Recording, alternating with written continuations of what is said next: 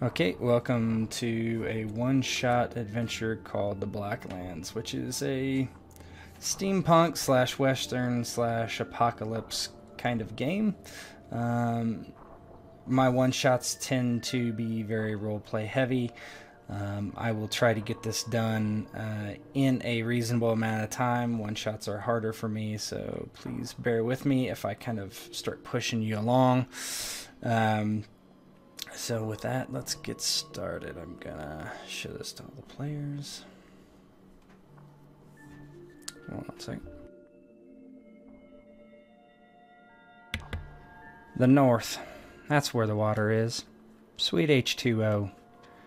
Bring it back as ice. Well, it melts. Then we who survive get a little piece. Well, depends on if your worth is to the highborn of Skarsgård, I guess. Me, I'm a pistolier, well, more accurate to say, I'm a train guard. They call us Regulators. The track, so many miles of train track, 2,000 plus if you want to know. You see, there's 3 settlements anyone gives a shit about. Skarsgård, my home, though could be better, could be worse. Godhome, which still wants to call the one god even after all this shit. And well, Frizza. Place up in the cold. Don't like us much, and the priest of Godhome neither. You see, when the water all dried up, both Skarsgård and Godhome sent a bunch of men up there to take their land and their cold water. Frizza won, and well, they ain't much for sharing anymore. Anyways, trade's still important. Godhome's got stuff we need, and we got stuff they need. The track, hell, it predates the apocalypse, but we still use it. Yeah, we do.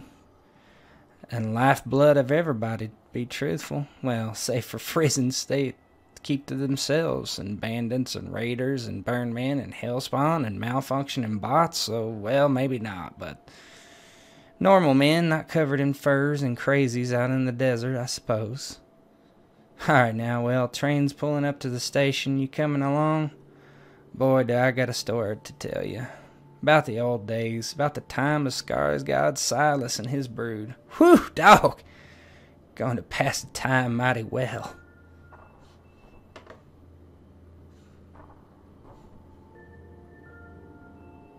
And back to present day. And I will give it to Vaughn here. Silas heads up the dusty trail, leading his half-laden mule.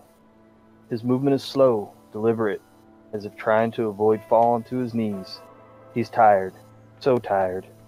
The scavenging was poorer than usual this time. The trip hardly worth the effort and supplies. It's getting harder. Year after year it's getting harder. And more dangerous. Thieves and ruffians and other scavengers abound. He's killed and he'll kill again. He's lost friends, made new ones, and lost them too. It's the way of the world, take it or leave it. As he crests the hill, Silas looks down and feels a small jolt of energy run through him. Home. He looks down upon the small house, and a smile creases his weathered face. How long has it been since he's been home? Weeks, it seems like months, he thinks. He starts down the hill, and the bone-deep weariness takes him again. What he wouldn't give for some food, a drink, and a lifetime's worth of sleep. But there's going to be precious little time for any of that. His city needs him, and his regulators. Oh, he knows in his heart of hearts that this home, his city, will kill him in the end, just like it has so many others. But there's nothing to be done about that. A man's purpose is what drives him, and he's got a train to catch.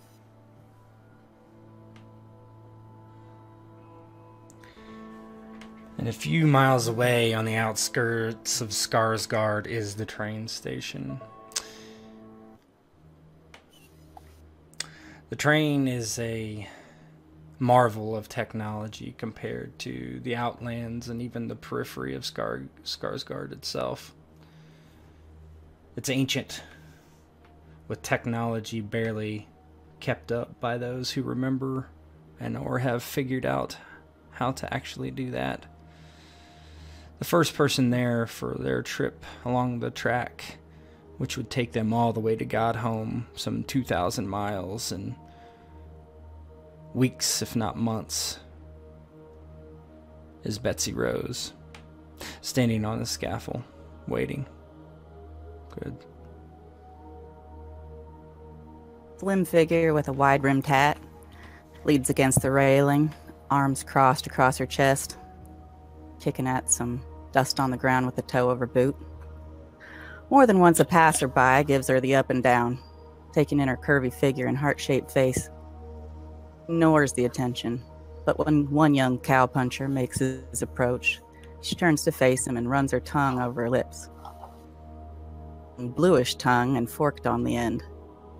He stops dead in his tracks and turns round, leaving dust trails as he hightails it away. Elf turns her gaze to the path leading into the train station and sees a cluster of men approaching. Name's Betsy Rose. They're from age 12 when they took me in after Ma and Pa took sick and died. Can't say it were charity on their part, just that I thought I could prove useful if you take my meaning. I'm a crack shot and tough as nails, so they got more than they bargained for, really. Weren't exactly a cozy little family in the Riders, more like a nest of snakes. Have much in the way of prospects. Don't get me wrong, I ain't ashamed of what I am. By and large, bunch of high and mighty shitters, if you ask me. With maybe one exception. And took out the Riders. It weren't no fight, it was an execution.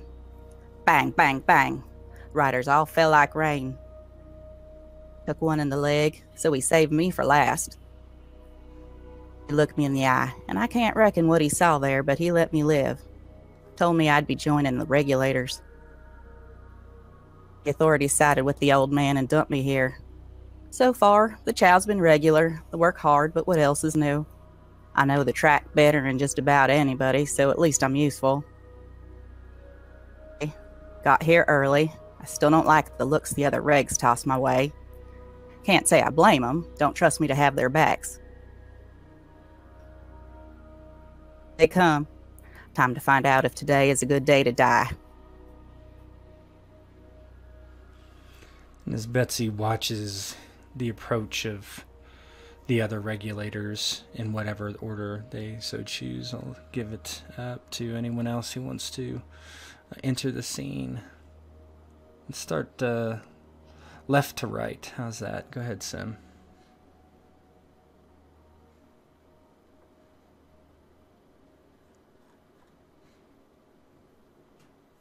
Simothy. Don't be shy now. Uh-oh. Oh, boy. Well, Trouble in the house of Sim. go ahead, Invictus, then. Invictus, the gentle giant, shrouded in patched leather and dusty linens, prowled the scaffold round the track, looking to the distant sun, pondering his days and his purpose. Melancholy settled on his chest. His purpose was clear, but sometimes things seemed unsure. Strange thoughts would flirt through his head. They always seem to at the start of a journey. Memory, for instance. Memory is a queer thing, don't you think? Sometimes it shrouds you in darkness like a sunset, or buries your past like a desert storm. Other times it's like a guide, leading you to places you didn't know you needed to find.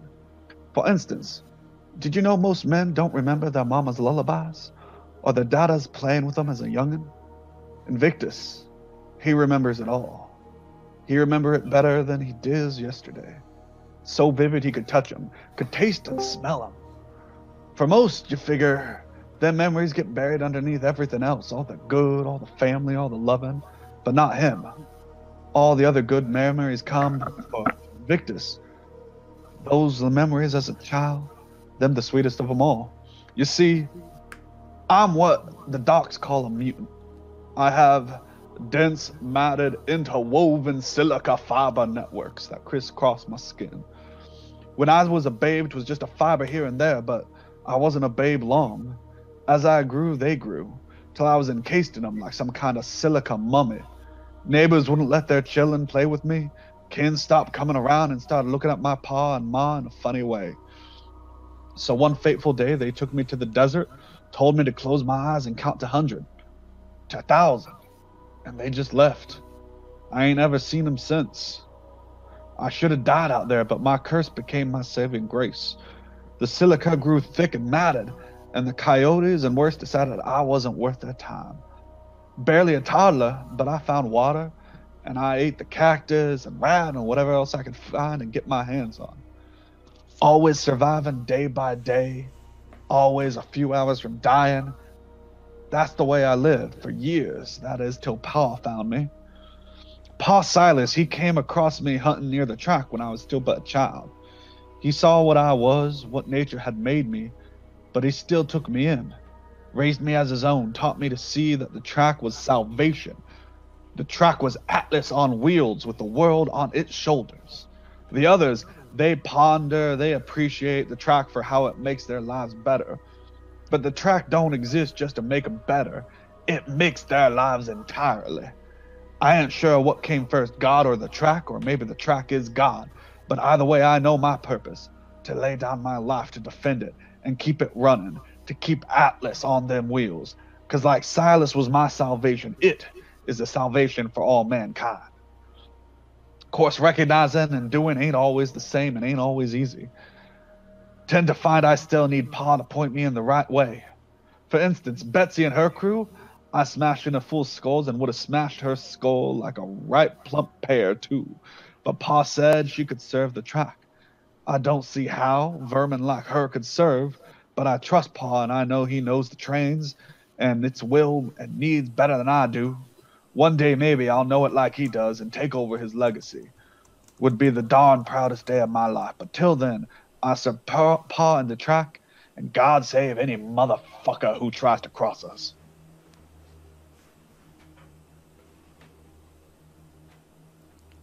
And Evictus's large frame cast the shadows from the lights of the train in front of you. And who would step up behind him next? Sim, are you back? Yeah, can you all hear me? Yes. Awesome. Would you like to Yeah. arrive? Yes. Been back and forth across the Blacklands. But remember a little time before this. Always handy. I can repair a lot of things, patch Ranger's gear. And be better. Keep the distance from everybody. Don't want them to get too close.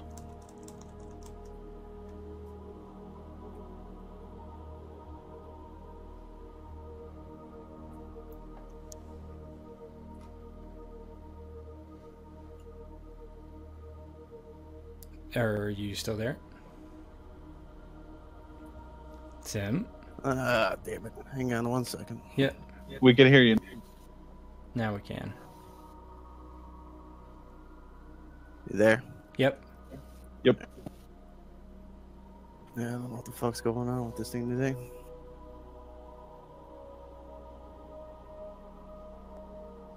Hiding my mutation behind the mask is... I don't like looking at myself, let alone letting others see me. Hard work on the regulators with the train, but they're all that I accept. I'm not sure how much you guys heard before in between. I think we got a good bit of it. Helm.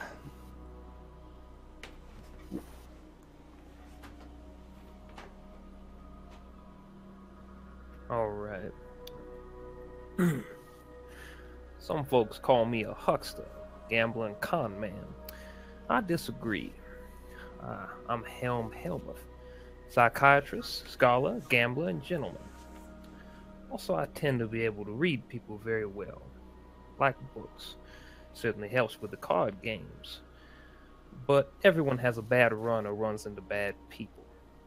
I happen to have the mighty misfortune of running into both. When you end up in debt to dangerous folks you can't sneak by, slip past, you take what outs you can manage. So, the regulators bought off my debt, and now they got me working my delicate frame to death. I'm more of a lover than a fighter, truth be told, but I'll draw back the hammer when the time comes. After all, ain't much good in this land if you can't handle a six-gun. That's my story. Now, mind your eyes there, friend. We all got our burdens to bear. My hand is mine. You observing my hand is none of your business. And if you keep looking, I might have to draw back the hammer on you.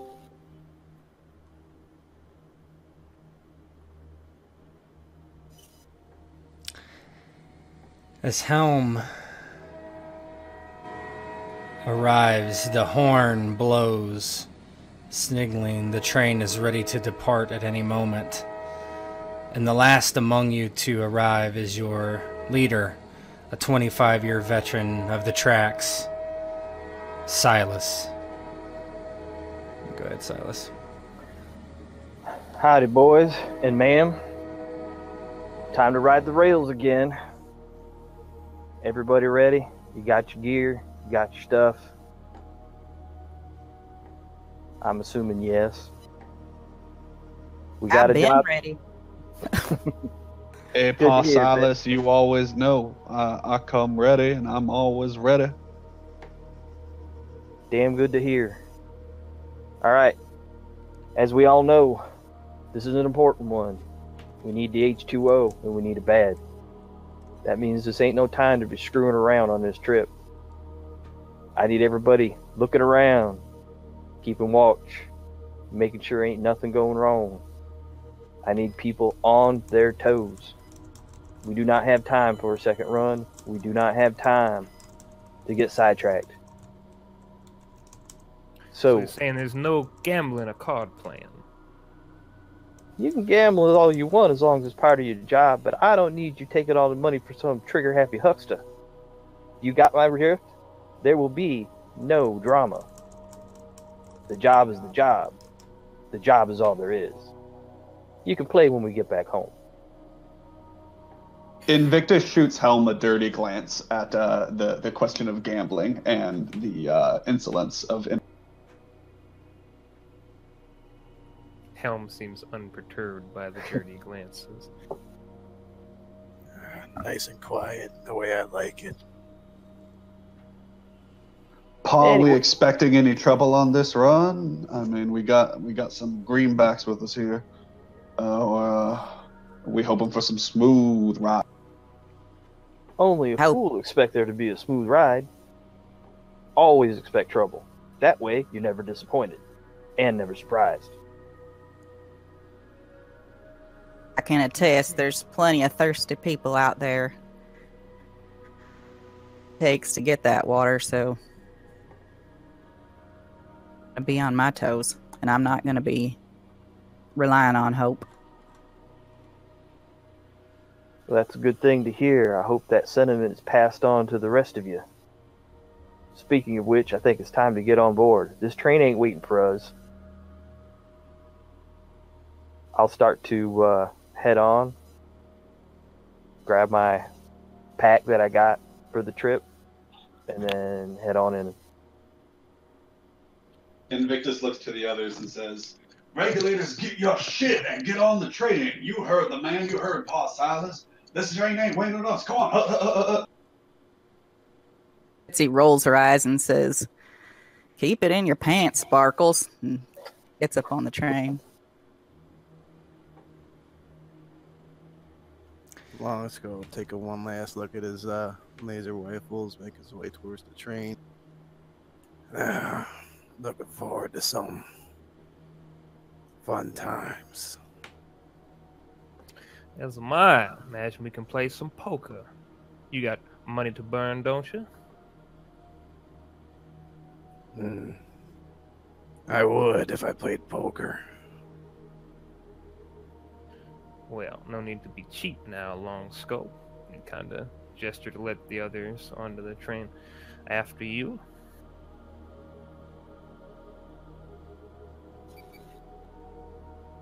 kind of give him a wink as he gets on the train. As we get on, Invictus is gonna kind of pull Pa Silas aside and be like, "Pa, I just want to make sure. I know you said it before, but you sure we can trust this Betsa Hoppy? She done was a raider in the past. Why ain't she gonna stab us or shoot us in the back now?" Don't you worry, boy. The rails got a way of calling what they need. I got a good feeling about her, but we'll talk in a minute. I may have a good feeling, but I ain't stupid. Some people need a little watching. We can take care of that. Okay, I trust your feelings, Pa.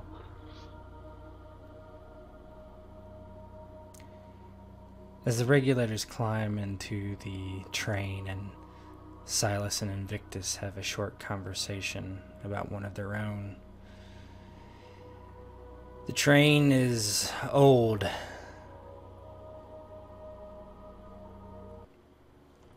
But ornate.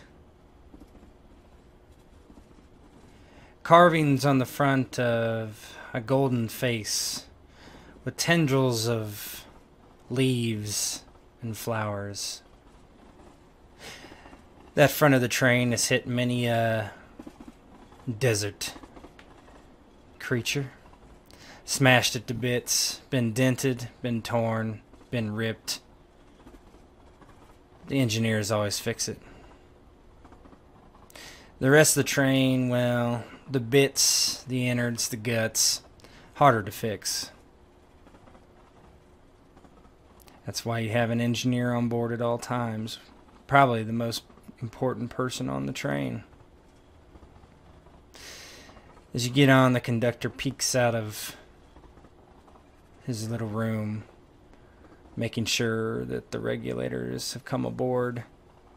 And as you file into the sitting room, you hear the horn blast as the train begins to slowly, so slowly from a stop, begin to move.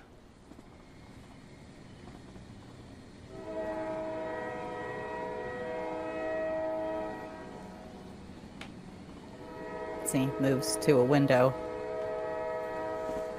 watches avidly as the favorite part leaving this shithole behind.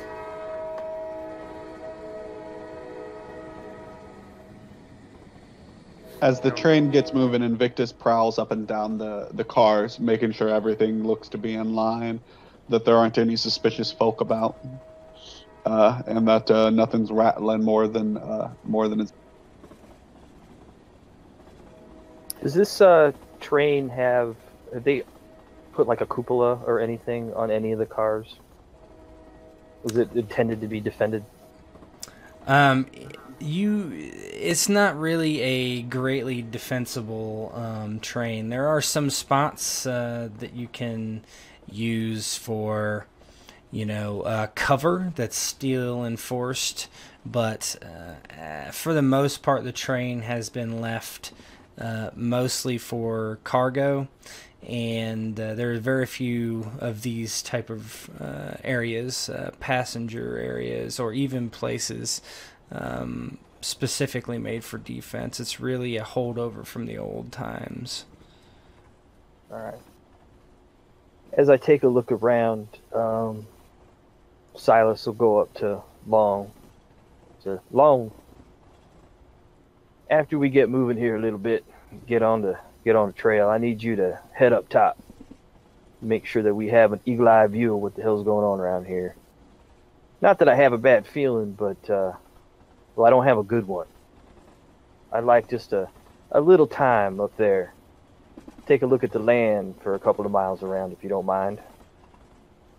It would be my pleasure. And Betsy, if you don't mind, wouldn't mind asking a little favor of you too. You got an easy look about you most of the time that the boys like. Wouldn't mind if you wouldn't go from car to car for a little bit and see if you can't distract some of these fellas who might have other things on their mind. See if you don't get a feel for what's going on. And Can do that. just give me an idea. If you notice anybody who looks a little rough or jittery, you let us know. About how many other people are on this train other than us? There's probably a total of at least a dozen other workers, engineers, people that handle the unloading and loading of goods. There's an administrator that will bargain for, deals if necessary. Not a great amount of people. Just more or less enough to keep the train running and get the cargo on and off and make the deals if necessary. No pure passenger cars or anybody who's going from city to city? Yeah, no, as I said, this train particularly is almost all outfitted for cargo. Alrighty. Do we know if there's anything special about the cargo this time? Or is it just kind of same old, same old? The main cargo are tankers of water. As usual for your run. Are we hauling water to the place, or are we hauling it back to Skarsgård? You are hauling it to Godholm. Okay. Yeah. So Oh, we're I leaving. misunderstood that, yeah. Are we leaving Skarsgård? Yeah, or are we you leaving- were at Skarsgård and you left Skarsgård. Yep. Okay. Got While the others are doing that, Silas, I'm going to head up front. I want to have a short conversation with the engineer and the conductor and see what kind of feel they have for the train right now. Last thing we need is mechanical problems anytime along the way, if we can avoid them. Okay. Let's handle that first.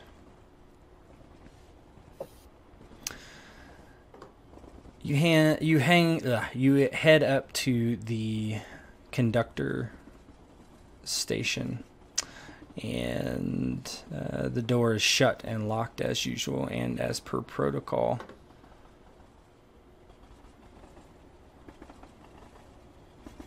Knock on the door, show my face through. I'm assuming they're expecting us. Yeah, the door, you hear this large clank as a wheel is turned, and an older man pokes his head out. Yeah. Silas, how you doing? Any problem out there? We're just getting underway. We'll be at top speed in about 10 minutes.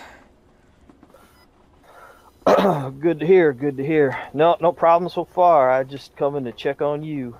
See how you had a feeling of, or see what you felt about this trip so far. Anything giving you a itch in your stomach before we left? Scratches his beard.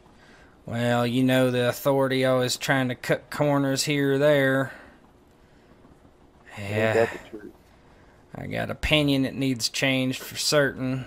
I got a spare though if it goes out. Other bits and bobbles in here, and you know how it is. Don't need to get in specifics, but this train could certainly use some TLC. The track too, unfortunately. Supposedly they sent scouts out to make sure everything was A-OK, and well, that's what I'm going on. How long ago was that? I didn't get the dossier as I usually do. Oh, a couple weeks ago, I think. It was a quick one. Well, maybe we'll get lucky. Never know. I think we've been on this train long enough to say that luck is not favorable for us and the regulators. Yeah, but I'm an eternal optimist. Did you notice that? We've known each other long enough. Well, yeah. That's why I'm telling you, so you just understand that our bet still stands. 25 of them dollars. Something happens on this trip, what do you say? 25 for, 25 against. As I page through my pockets to see if I even have 25. Yeah, sure. Well, 25 that something goes wrong, of course. You being the optimist and all. Well, you know what? Somebody's got to bet on favor of Lady Luck. I'll take that bet. Well, all right. That sounds mighty fine. I could use that. Don't worry, I'm not gonna wreck the train on purpose. That comes out of my wage, and then I'd be at a loss. That's okay. I'll just put this in a pocket where it's easy to get to, so that when I pay you, you won't have to wait. Well, that sounds mighty fine, mighty fine. Yeah, but as I was saying, nothing seems out of the ordinary, not today at least. Just wish they would send some more people to work on this thing before it just falls apart. They're forgetting about how important we are out here on the track, them and their big city living. Well, I guarantee you they ain't forgot. They may not remember every day, but the day this train don't come back, get to where it's supposed to go, they'll remember right quick. Yeah. You trust me on that. Oh, yeah, I hear you on that, but might mean we're scalped, or worse, and the water's pouring on the desert floor. And then, well, if I'm dead, I guess I won't give a shit, but somebody needs to take some action here. Anyway, I'm probably boring you with my complaining as usual. I better get in there into the controls before I earn your $25, but lose a significant amount other. I can't pay if this thing wrecks. You got it. Here's to an easy trip that we probably will not have. But good luck. I'll be in the back talking to the others. I'll stop by in a little while. Alright, I'll talk to you later. Have a good one. You too. Yeah. I'll head back the way I came and start just checking the cars. I'm going to kind of head back to the back car to talk to Invictus when I get a chance. So the engineer pulls the door shut. You hear the turning of the crank to lock it. And it's just you and Invictus back there right now, is that correct? I thought he went back and I went front, so I was Okay. assuming he was in the back. Yeah, so Okay. Invictus, as you kind of walk back through the cars, you see a few of the workers. They're, typical poor Skarsgardians, the loaders, the unloaders, the menial labor of the train. They stay to themselves mostly. They're just sitting there. Some of them are preparing to sleep already, since they won't have anything to do until you stop, which you should stop for more of the fuel, which this train runs on a combination of the sediment water that is taken out of the Black Seas around you, and what essentially boils down to coal. Gotcha. Invictus is, he's been riding this train for, 1-2 decades now. He's grown on up it. He kind of knows what's normal for how people act, and is just kind of going to keep an eye out for anyone behaving strangely, and if anyone is just gonna approach them as calmly and friendly as a giant steel-covered behemoth can. Yeah, you don't see anybody acting particularly out of place. They do and have for many, many years treated you with quite a bit of deference. Not particularly liking to get too close, not particularly liking you to get too close. Definitely a fear there. Yeah, I imagine he's used to it. If he doesn't see anything strange, though, he's gonna find a group of them and just kind of be like, "Hey, y'all, load and go okay? Anything queer on the docks happen, or anything we need to know?" 1 second.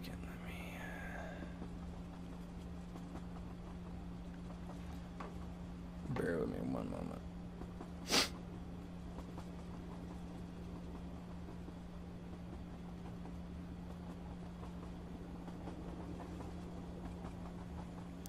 Find one of them seated in the compartment. He stands up and nods. Everything went fine. I gave my report to Engineer Whitfield. Is there something else you need from me, sir? Nah, friend. Just remember, we stop for new supplies. You load quickly, and I'll smash anyone's skull who gets a little too close. But hopefully, that won't be necessary. Track depends on both of them. You got that right. I'm ready to load and unload, if you know what I mean. That's what I'm here for. You can do the killing. I ain't got much stomach for that.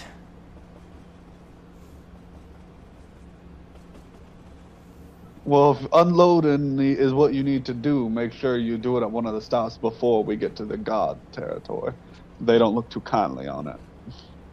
And Invictus is going to walk away. Yeah, you're not sure what kind of look he gives you as you walk away, but most people cut you uncomfortable glances, and certainly that is likely what he does as you walk away. What? But I'm a big teddy bear. As you begin to walk back to the main coach area for the Regulators, you see your paw walk in your direction. Everything okay with Engineer Whitfield, Pa?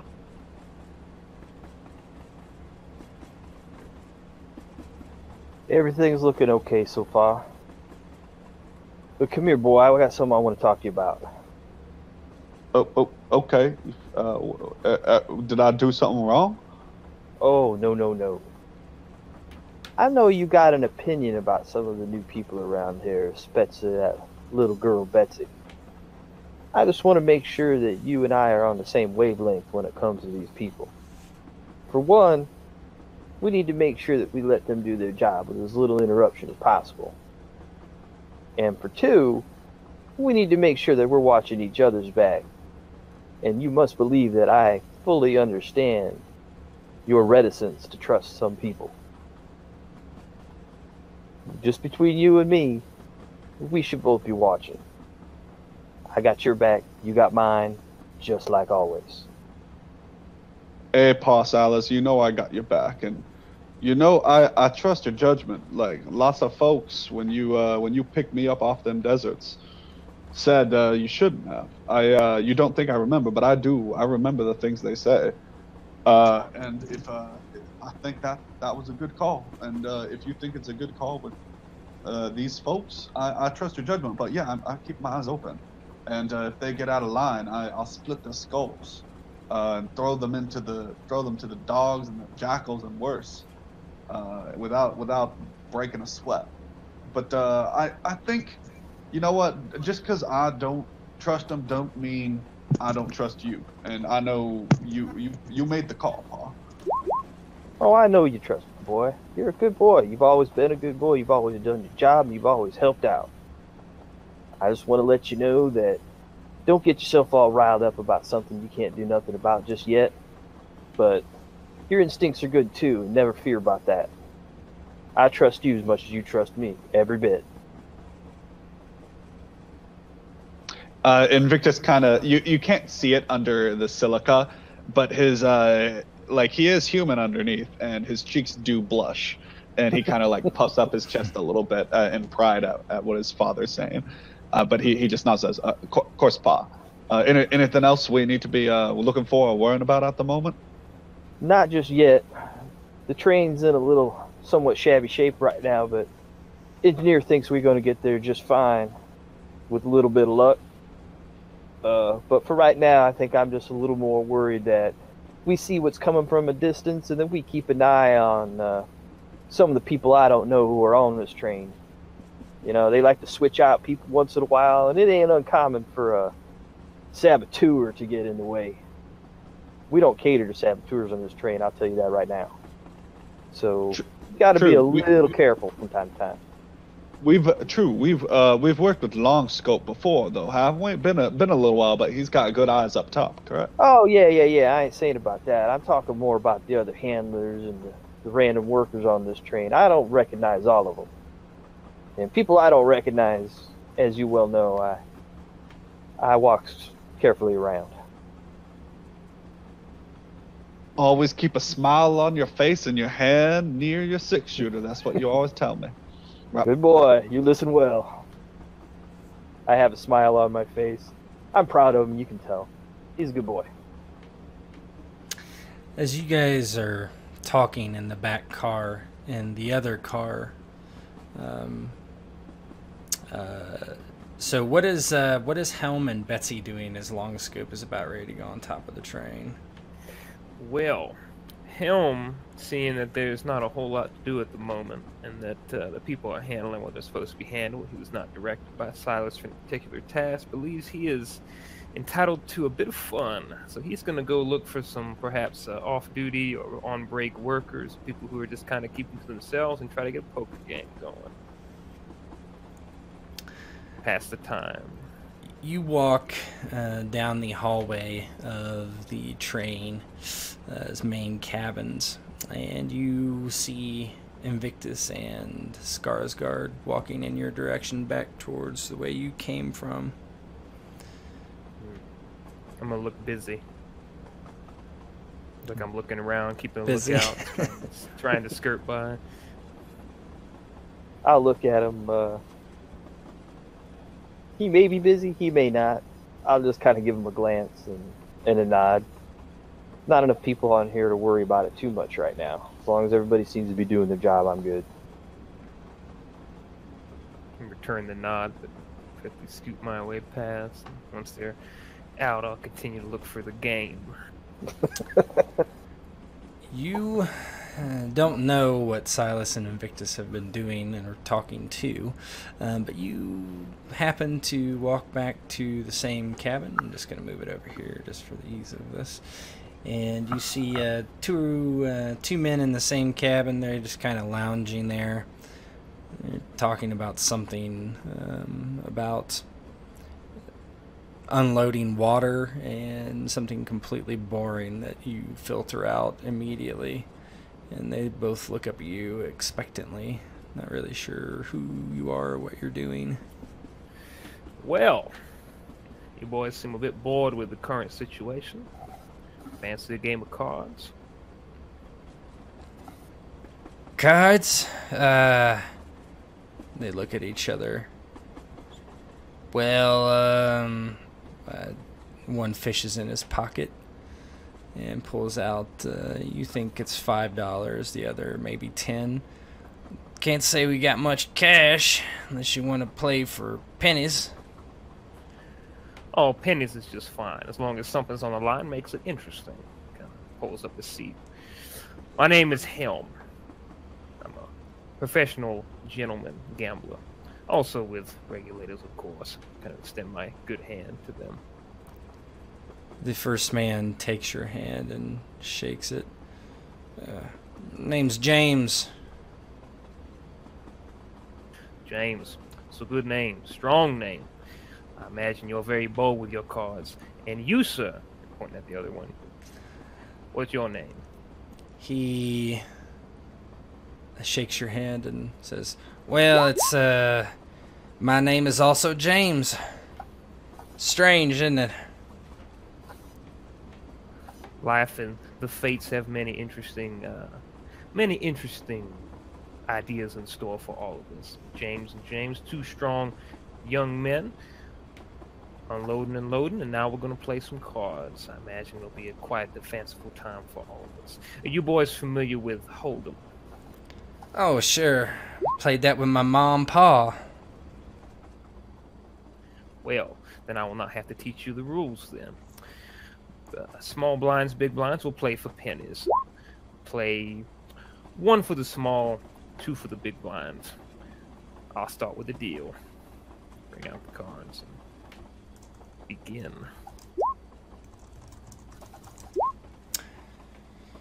Alright, why don't you go ahead and give me a, let's see what kind of roll it would be.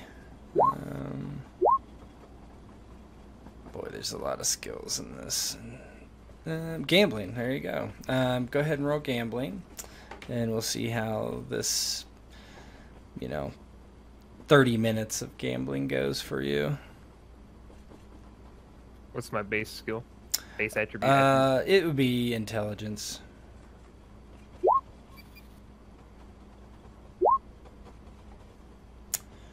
Yeah, so one of the guys is actually decent, and he more or less keeps you from just totally raking him over the coals. But you eventually take, you know, $1 of their pennies, and they just kind of laugh. Well, glad this wasn't for higher stakes, I must say. Oh, don't hold yourself too hard. Sometimes the luck is, well, sometimes the luck is with me. I'm a professional gambler after all. Yeah, well, we aren't, so you know, I think I'm gonna take a nap if that's all right with you, Helm. I'm not your keeper, and I would not reveal your secrets otherwise, by all means. They seem to be done with losing their money. That's even $1 to them is significant. I pocket it and kind of walk away sly and very pleased with myself. Continue to look for marks. Yeah, nobody seems really interested in gambling with you at this point as you kind of return. Betsy, what have you been doing? I'm being an obedient little girl. She up and down the train, probably passes by Helm, playing his game, pokes her head in and comment about how complicated game like poker, you know, would never comprehend the intricacies, all the ins and outs. And we'll move on, looking for anybody else strolling around the train. And she'll probably make her way back to the cargo to check on it. Yeah, you actually end up going outside the train cars because the first cargo that you have is a well, I take that back. So the first one is you open the door and kind of peek through, and there are you know, essentially boxes, rows and rows and rows of boxes. Not sure what it is, but it looks more or less innocuous. Nobody's back there. It's all kind of quiet. Okay. She'll move on to the next car. Yeah, as you head to the next car, you see Longscope about to climb up on top to get a better vantage from that point.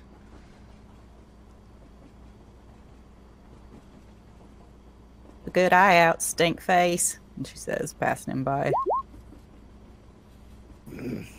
Must not have smelt yourself lately. And he'll climb up. Sniffs under her arm. Smell all right. Going. Longscope and Betsy. Longscope, as you begin to climb up on top to get a better view of your surroundings, you hear a very sharp squeal and sparks flying from the track. Betsy, you also notice this, and you hear a deafening thud.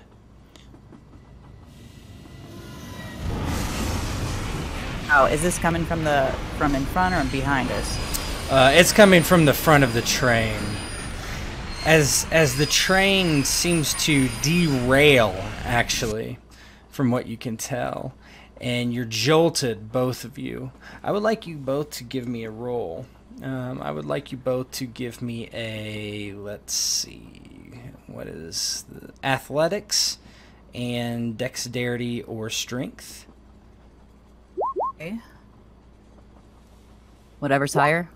Yeah, whatever you want.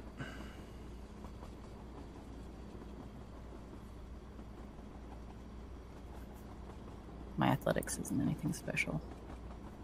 Are all those skills supposed to say -1 or +0? Yes. Is that okay. Yes, they are. If they're untrained, they start at -1. Okay, and then you just apply the appropriate. Yeah, it's all worked into the sheet and the macro, but yeah. Okay.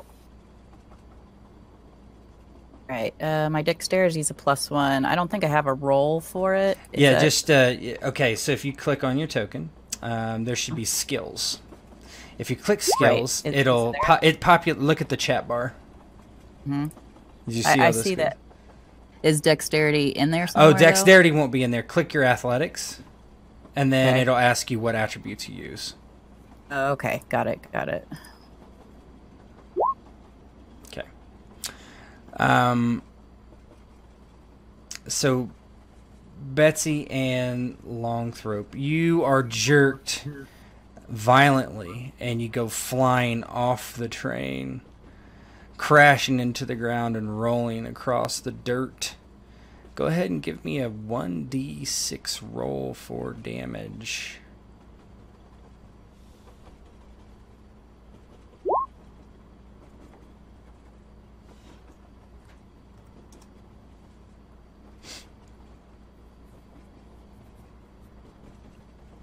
I need to be making that roll too. Yep, both of you. Okay.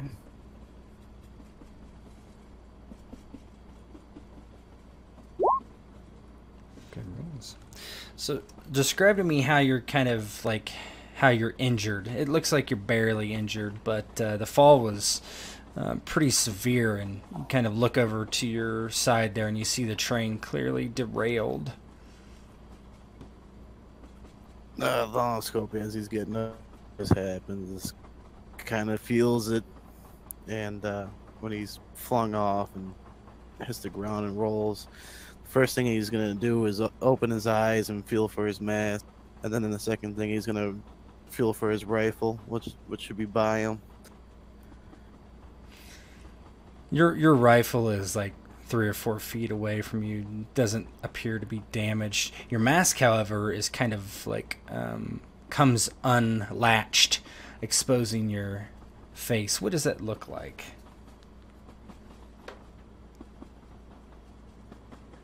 Well, his face, it's kind of a missing portion, almost like a gaping wound, but it's not a wound. And it's at the side, and it goes down, and you can see his bones and stuff.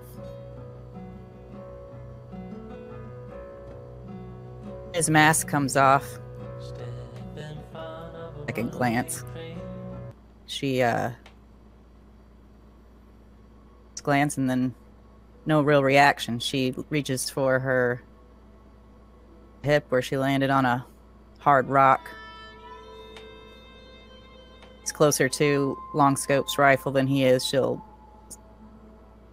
toss it toward him. What the fuck just happened? That's a good question. As he starts fastening up his mask. We see the cause of the derailment. Hard to tell from here, and with your knowledge of the train. It definitely came derailed, but you're not sure why. Okay. We see. I'm gonna start side of the train, see if we see any riders approaching. Anything like that. Go ahead and give me a Sorry, these skills are different from the Swan version I'm used to. There probably is something like notice or awareness. Let's see. There's perception. Yep, let's do that. Perception. Let's do perception and go ahead and do wisdom. Good for me. You both can do it. Yeah. There we go. Perception, you said, right? Mm-hmm.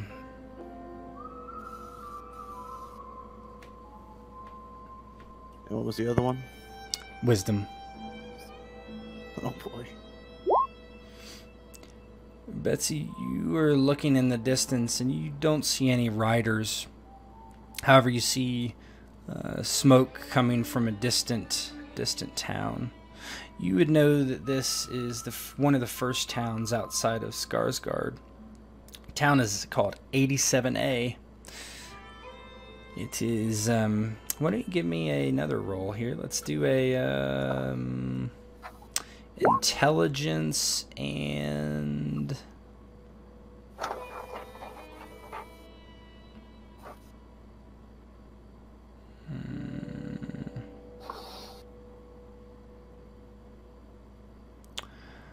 Culture Traveler.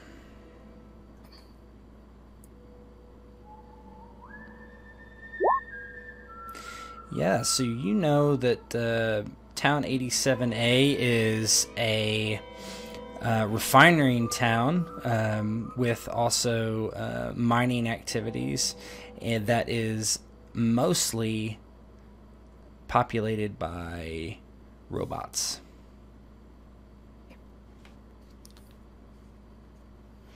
But there, long scope, point to the smoke. I don't know if that's got anything to do with this, but looks like something's on fire out there in 87A. Long scope after finishing Justin's map. Well, I imagine one has to do with the other. We should make our way to the front. Right behind you. You know, that long scope's gonna keep his weapon leveled out as he starts slowly making his way up. You are heading, just walking forward on the ground, or are you going back to the train, or? I'm thinking on the ground. Okay. So Betsy and Longscope kind of begin to walk forward. The fire's coming from a significant distance away, 500 yards or more. As inside the train, Skarsgård, Invictus, and Helm are kind of knocked around suddenly as this happens. Why don't you describe what happens to you as the train derails?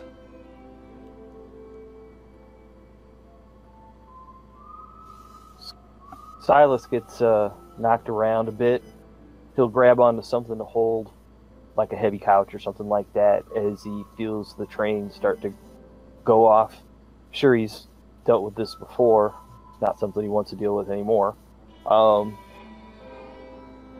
Does the train car that we're in actually tip, or does it just feel like we're off the rails? Yeah, it doesn't tip too badly. You're just jolted very, very significantly, kind of in the as the train derails. But no, you're not tipped any significant amount.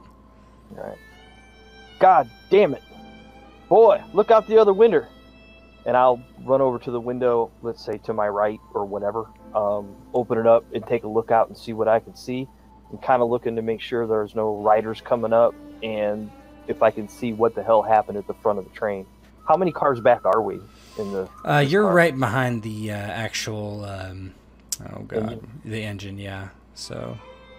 As you do so, as you poke your head out from that car, you look back and you see Invictus hanging through one of the windows halfway out of the next car down. When the train derailed, it launched him up and he banged against the ceiling and banged around a little bit till he was almost thrown clean out and like barely managed to catch himself. And is kind of just hanging there like halfway out, like looking up and down and being like, What the fuck just happened? Oh my god.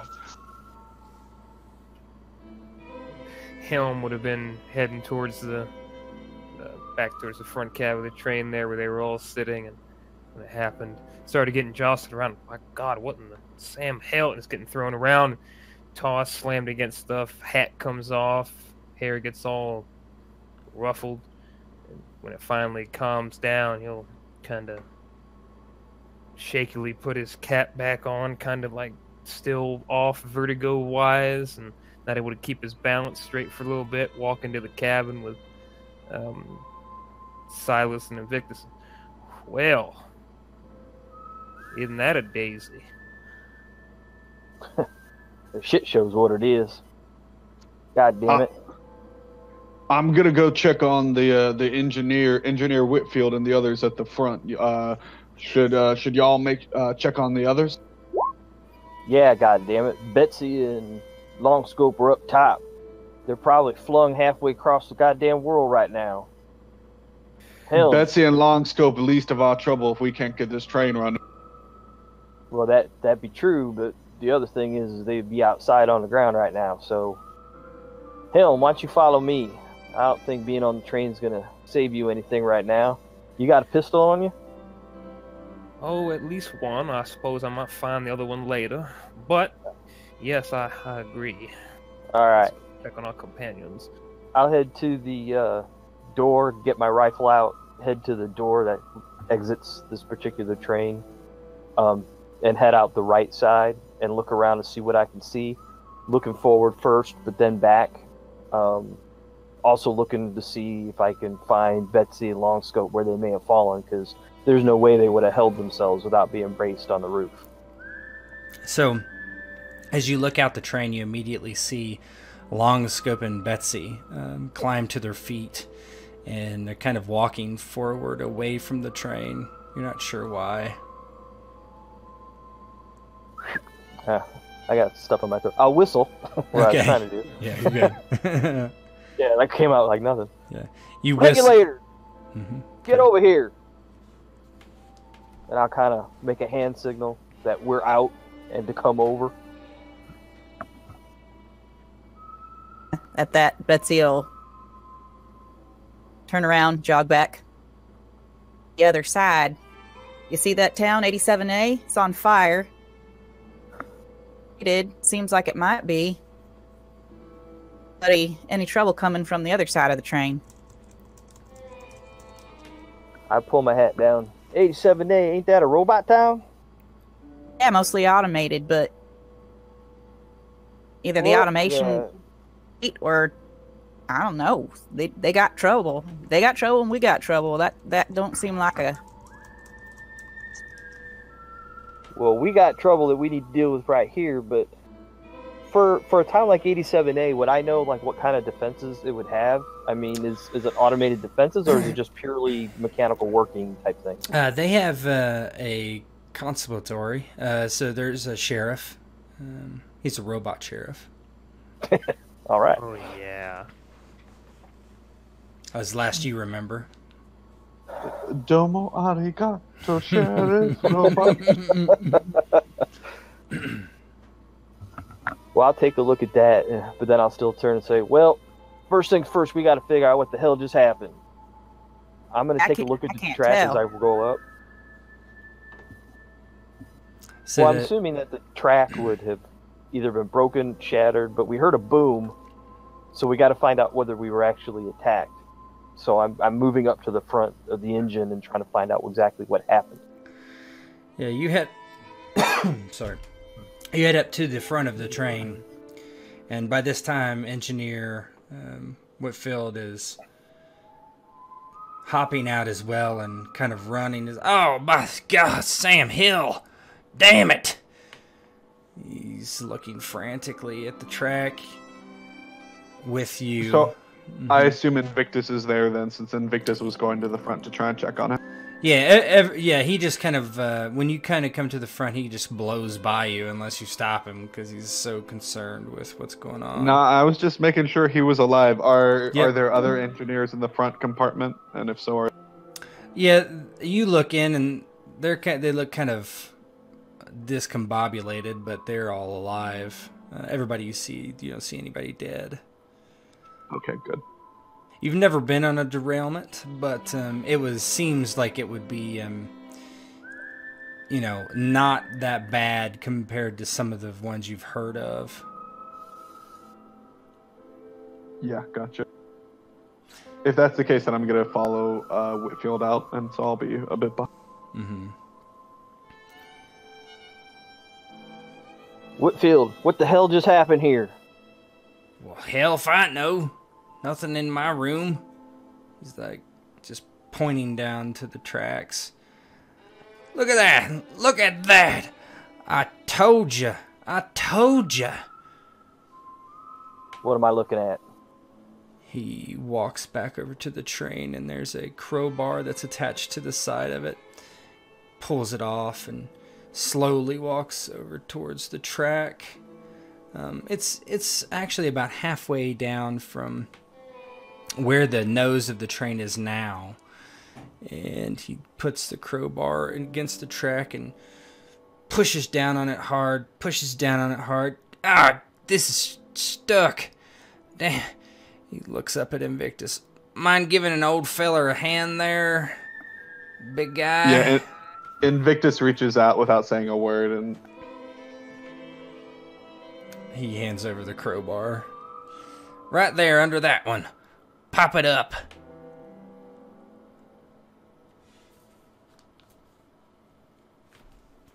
yeah, I do so. Should I roll anything? No. You pry this piece of track up, and he reaches out for the piece you've actually dislodged. He actually doesn't wait for you to give it to him. He just kind of snatches it out of your hands like an old man would that doesn't care about anything. Yeah, you see this? This is broke. This was the metal. You see where the metal meets the wood here, Silas? And he kind of walks back to Silas. I take a look. Yeah, I see it. It's dislodged. Somebody missed this when they're coming down. This is plain as day. Invictus would like to kind of look around the ground and look at the thing. And can I maybe roll a culture criminal to see if yeah, sure. there's been any like kind of You sure can. Culture, criminal, and intelligence would be the roll. Yeah, Invictus, you're unsure. You're not an engineer. You've heard of people sabotaging the tracks before, but from what the engineer has said, there's nothing obvious that was in the way, like a barrel or piece of steel laying across the track, something that would be very obvious. Okay, gotcha. But the track spacing is off. That's what he was saying, right? Yeah, So he's saying that there's basically the track on the wood was disconnected and pointing the wrong way. yeah. Could I do a survival to see if there are any like tracks leading to the track nearby Yeah, that's what I was gonna say. Yep. Betsy would be doing at the same time because that's her. That's Sure. kinda her. Sure. Okay. go ahead. Are there rules for like assisting? That's a good question. Yeah, sorry, I'm not super familiar No, with this. that's fine. Assisting. We'll say you can get a +1 on your roll. Whoever is doing the assisting gives a +1 to the person rolling. We'll say that. I have a survival +1. What's yours? I also have a survival +1, so you go ahead and take it and take a +1 from. Okay. And we're gonna do wisdom. Then Invictus should do it. Well, I got Survivor +1 and +2 Wisdom, if that helps. Okay, yeah, that's a lot better. I have +0 That's a lot wisdom, better. so why don't you do it? All right. I'll take I'll- the advice And we'll help you. Or intelligence. I'll let you guys choose. It's fine. I'm not that worried about it.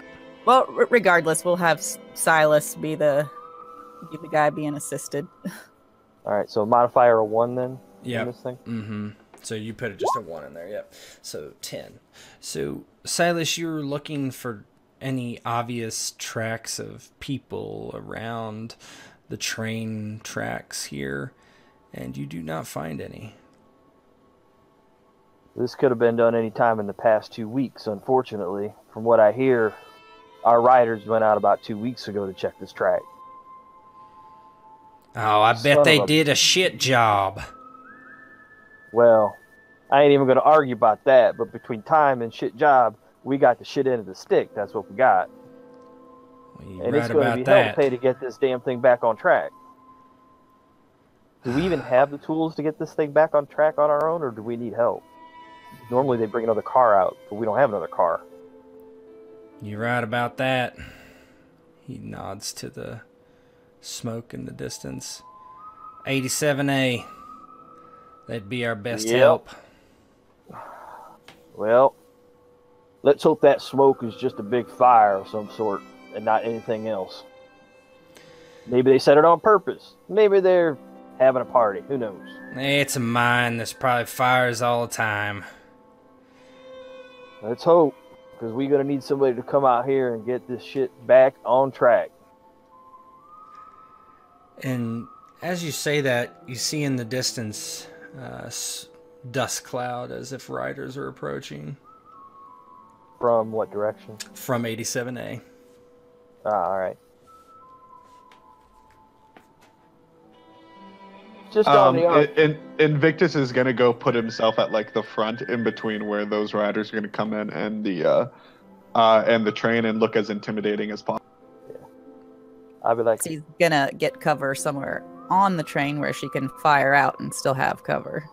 Yeah, Helm is gonna see her doing this. That seems like a novel idea, darling. I think I'll join you. It's the only idea. well, I'll stay out with Invictus, ready to greet the riders coming in with rifle in hand. The riders approach. There's only 3. After they get closer and you're able to see through the dust. And then there's a glint of the sun off the rider as he arrives.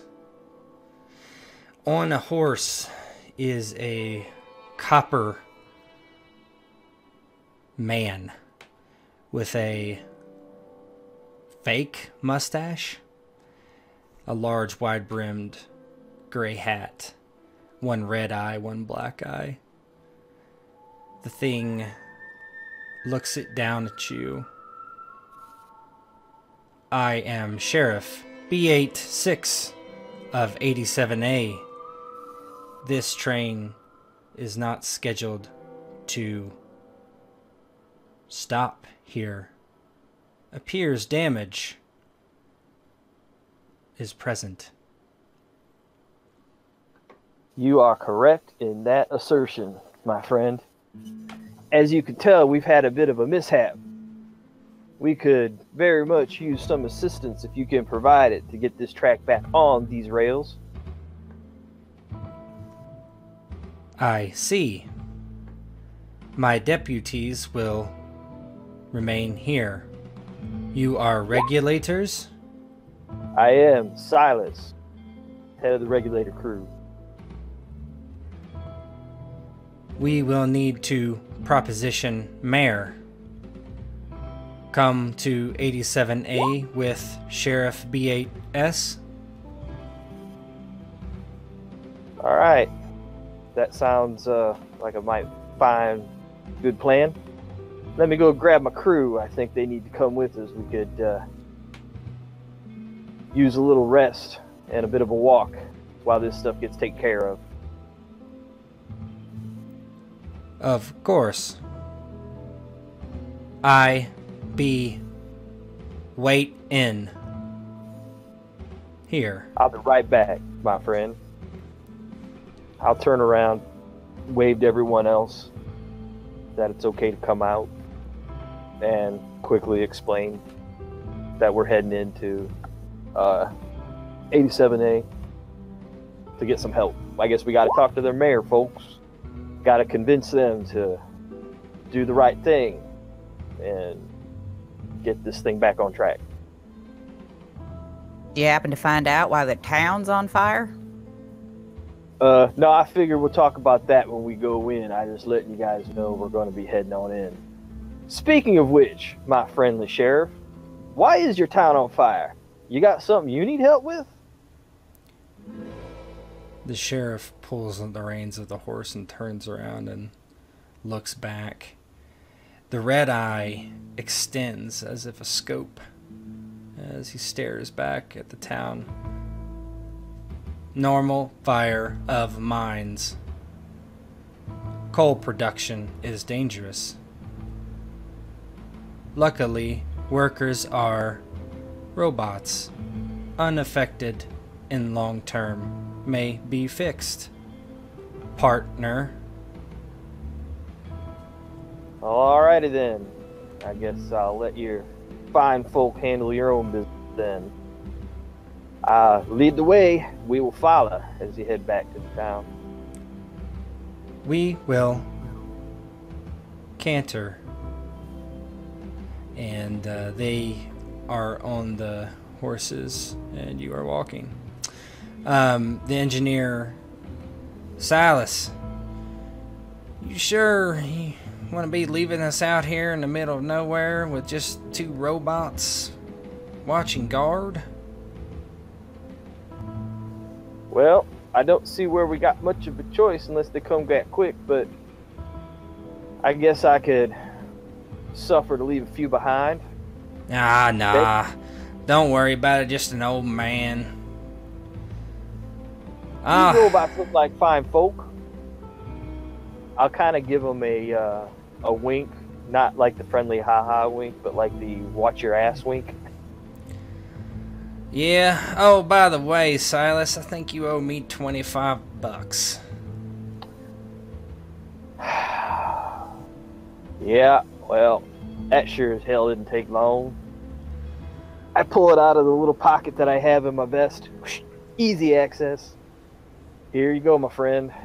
Maybe someday I'll win that back, but I just don't feel that lucky. Just keep it. Buy me a bottle of whiskey when you're in town, if it's not nut but oil. Alright, I can pay you in whiskey. That sounds like something much better plan, because I can help you drink it too. Yeah. You know what they call people who give whiskey and then drink it? A bastard. Oh, but I always call them smart. Yeah, just different mothers. Smart bastard. That's you. Anyway, give me that whiskey. I'll see what I can do and see what's broke in this damn thing. Alrighty, we'll be back as soon as we can. Talk to this mayor and get some help out here. The robots look pretty strong. It shouldn't be a big deal. I hope. Yeah, we got a long way to go. We're only 40 miles out of Skarsgård. God almighty. He looks away and is just grumbling to himself at this point. Alright, well, we'll start walking toward 87A. Okay. Alright. I have to say the sheriff has quite the magnetic personality. Is copper magnetic? I don't think it is. Hell if I know. Let's find out. What's magnetic? You are.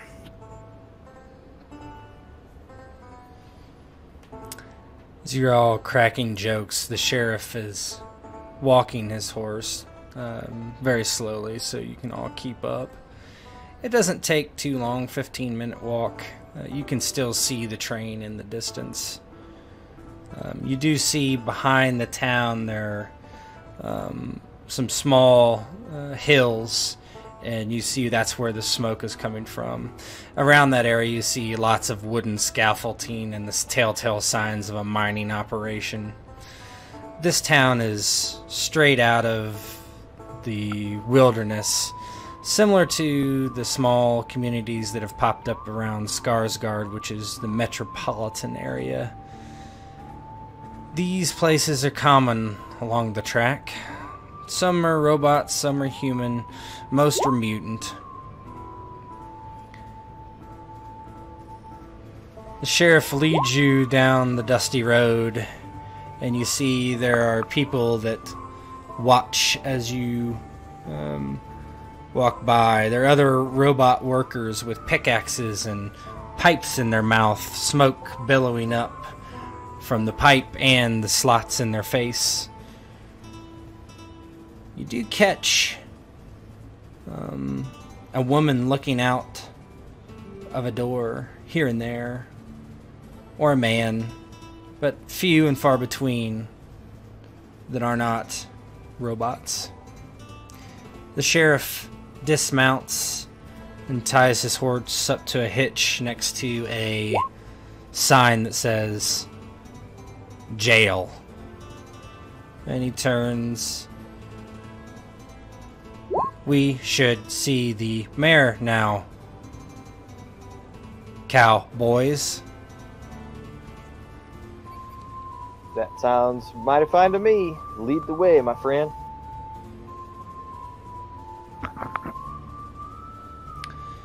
He begins to lead towards a larger building. And then there's a sign on the building that just says Mayor. But before you get there, another robot walks out slightly hurriedly and awkwardly. It has a tall hat similar to Helm. It has a green glow that comes from its eyes. There are all types of strange robots, strange creatures in these parts. It walks hurriedly towards you. Oh my, oh my, oh my. There's been a derailment. Oh my, oh my. How may I help you? I am Mayor R8 of Town 87A. Oh my, oh my. How may I help you? It's mighty fine to meet you there, Mayor. As you have so eloquently spoken, yes, the train has derailed. We were hoping we could possibly get some help. Your kind sheriff here said you would be the man to talk to. Oh my, yes. Help we can, help we shall. For Skarsgård, help we shall. What help do you require? We need to get that. Excuse me. We need to get that engine back on the tracks. Probably help with a few of the other cars too. It's going to be some heavy lifting, and we got to be careful about it, according to our engineer. Oh my. Heavy lifting. We can lift heavy. We will make miners help. We will use equipment from mines to help. Is this satisfactory? Oh my, I cannot believe this has happened.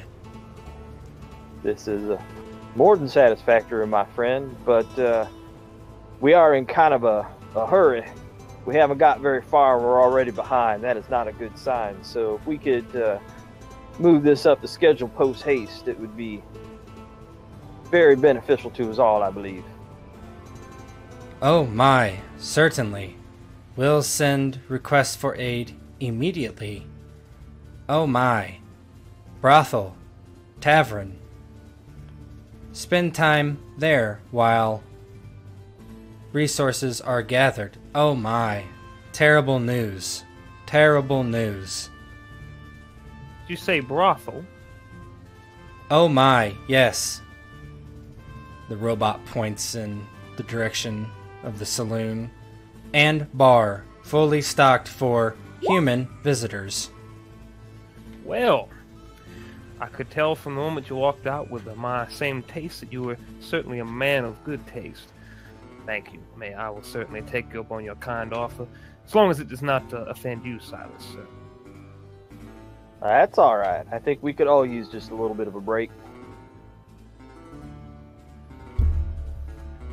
I will, out of curiosity, I'm looking around. Do the few humans that we see, look perturbed at all about, like, the fire or anything else going on? Why don't we get a roll? How about a... We can just give a... unless Helm would like to do something. He has a special gift. I haven't been prompted to, so I don't know that I would. I heard brothel and there you go. My mind. So he does not care. Good. Okay. Yeah. How about culture No traveler question, wisdom? Yeah, culture traveler wisdom. Traveler wisdom. Yep. All right.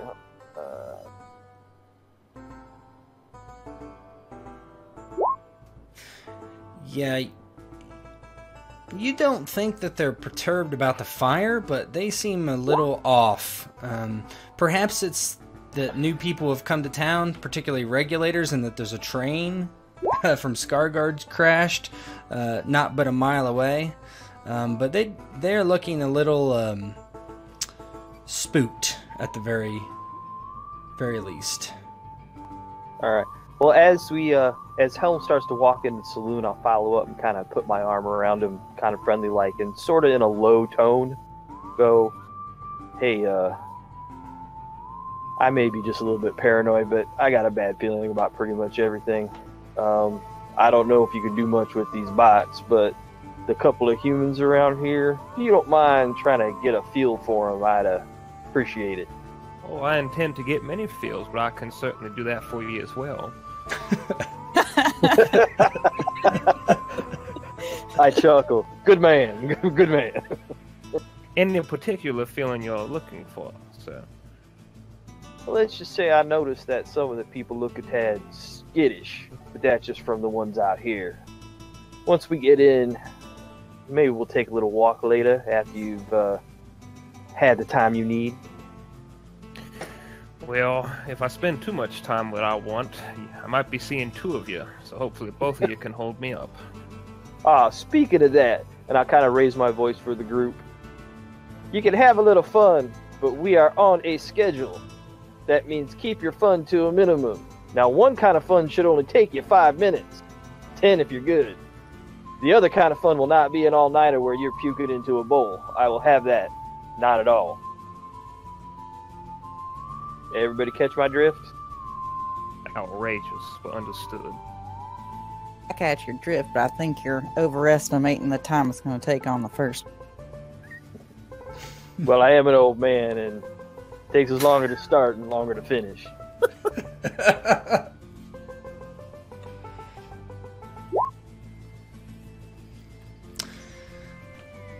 So, Helm, you see a couple women poking their heads out of the saloon. You see kind of somebody push them to the forefront, and they have the low-cut dresses with the, corsets. And they have fans, and they're, fanning themselves as they watch the newcomers arrive. And then you see another guy, a random guy across the street, kind of poke his head out as well. So who would you like to scan? Is that even a question? Of course. Helm will walk up and remove his hat with his good hands. Ladies, I was wondering that I might see something other than metal in this fine town. Pleased to meet you. My name is Helm. I kind of put my hat back on because it's in my good hand, and then I extend my good hand to them. Okay, 1 second.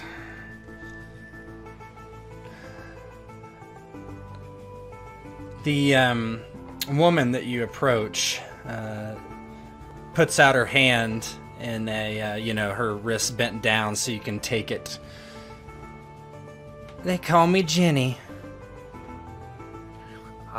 Jenny, and you have the most beautiful skin of bronze, I must say. Well, thank you. It's the weather.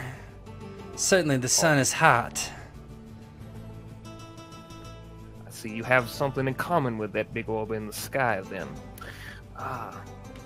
And then the other girl who is there, they both next to each other, or?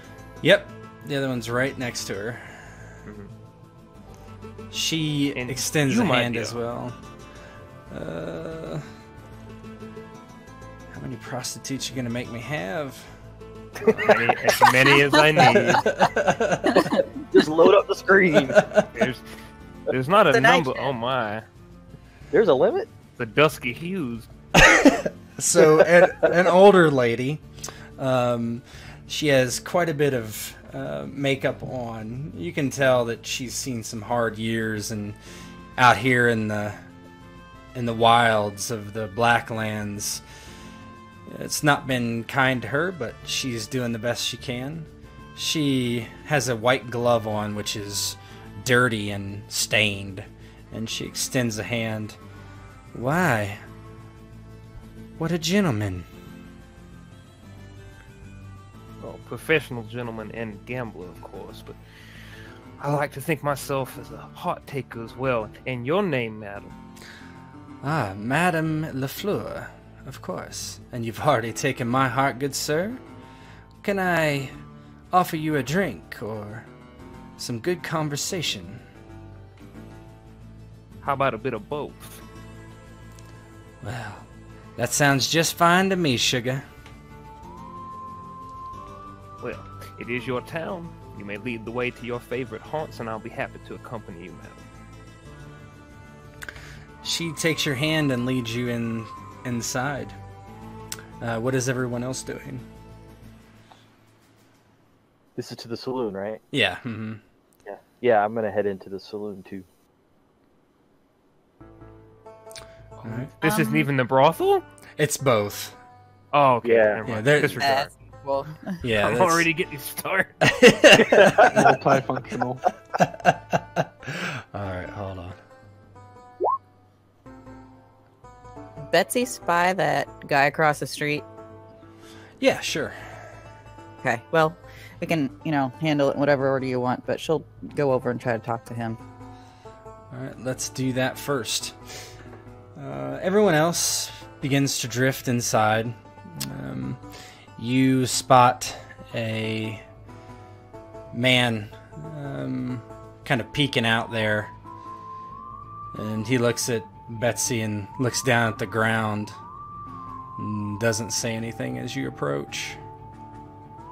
I'll say, I'll be back in a jiff, old man, and pat Silas on the shoulder and head across the street.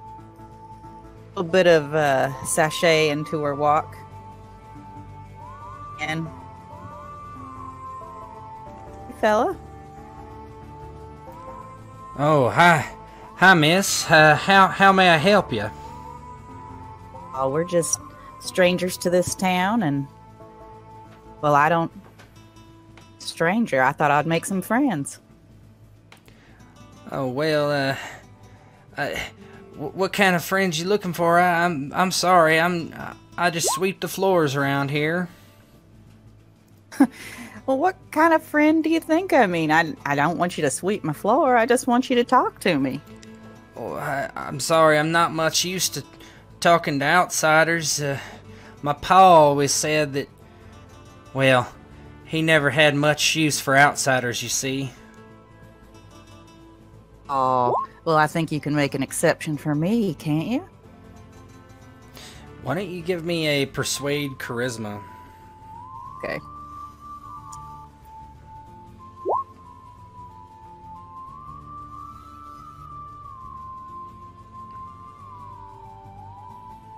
I'm looking for it, sorry. It's left column about halfway down.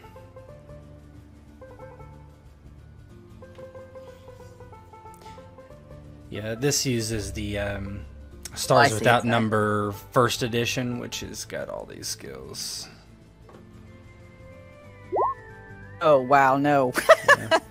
He so your mutation is your tongue, right? Yeah, and he's getting a good look at that, Yeah, probably. he kind of looks at it, and he just said, "Oh, I'm sorry, miss. I've got things to do. Good day." And he rushes back inside quickly. Fuck you too, she says, and just turns right, stomps back toward the saloon.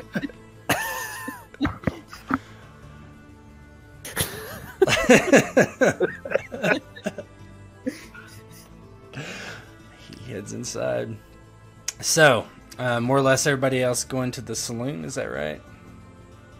Well, Betsy Invictus can is come too. profoundly uncomfortable in the saloon and in social settings in general. So he's kind of going to wander the city and try and get a feel for the lay of the land. Okay, let's do the saloon first. Give me a moment to sweep you guys over here. So, Invictus is not there. Betsy, are you going in? Longscope, are you going in? I'll end up going in after that. Yeah. Longscope will find a spot on the porch to sit down on. Alright, so I just put you right about there. Yeah, some of you found it. Okay. Yeah, there we go.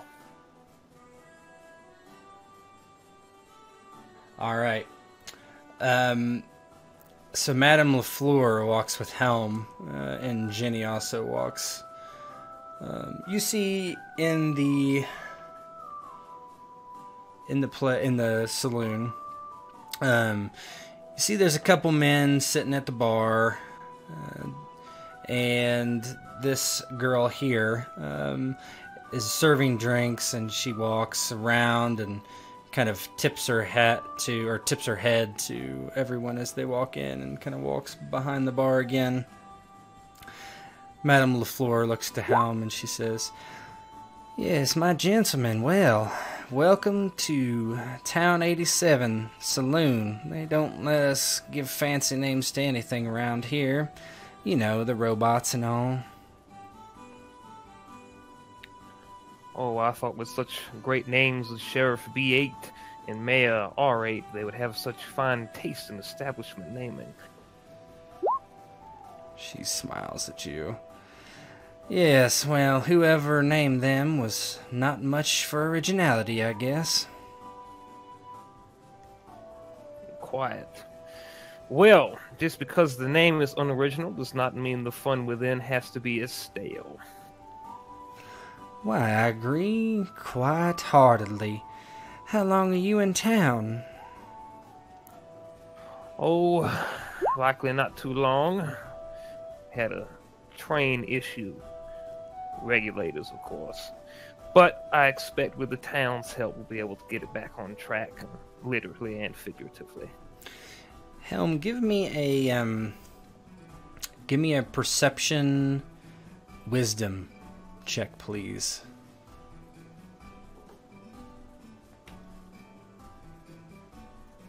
I excel at this.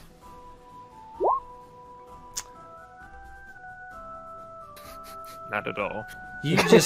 You see Jenny kind of looking you over, likely wondering how much money she's going to be able to get from this fine gentleman. And A whole dollar.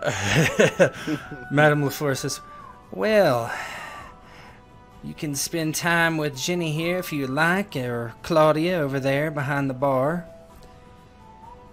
This is, well, it's hard times for women out on the plains, you see, because, well, mostly there's robots here and they don't have much use for conversation." Well, Jenny is a fine young woman. I appreciate it. I was more looking to spend some time with you if I were to be so bold. "Why?" She takes her fan and fans herself. "Me, you say? Oh, I don't know. I'm not really a working girl anymore. But for..." Well, as you said, times are hard. Yeah, she nods. "I suppose I could sit with you a while and chat. Shall I get us a drink?" Make it 2. "Oh, wonderful. What would you like? Whiskey?" Oh, that would be a good start, I think, to conversation. She looks at Jenny and nods, and Jenny kind of walks to the bar and leans over and says something to Claudia. Madame LaFleur turns before she addresses you again to Silas and the others. "What about you? What will you be having?" Just a little whiskey for me, please. I think I'll take it at the table. And I'll move on over to the table. The table's got a good view of the front door and the outside windows. Absolutely. Correct? Yeah, that's kind of what I'm paying attention to for the most part. So I'll pick a seat there, sit, and just have them bring me something to drink. But I'm kind of focused on what's going on the outside, whether I see the robots looking like they're organizing and waiting for someone to come back. Mm-hmm. Yeah, you see some activity out there, but it's, you know, isn't the greatest view, but you definitely have a decent view of what's happening out there, at least. Right. Hold on, just reading the whisper. You gonna do that? It can go around a bit and it can come back, and I'll do it. But okay, yeah. Long scope, what are you doing there, faceless one? He's just watching the town, sitting at the front porch area, making that we can see who's walking around up to the saloon and everything like that. Mm-hmm. And Invictus, you are here, correct? I saw your... Yeah, since everyone else came in, I'd kind of like to check out that back room. Sure. Go ahead.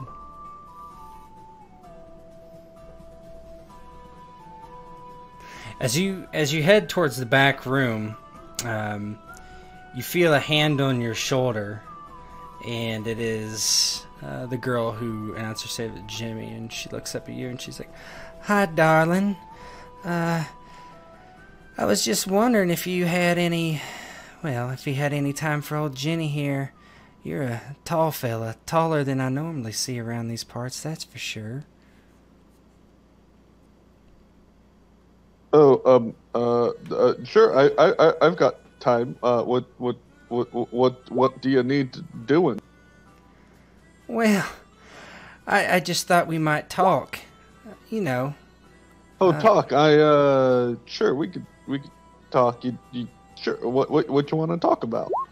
She takes the fan and begins to fan herself.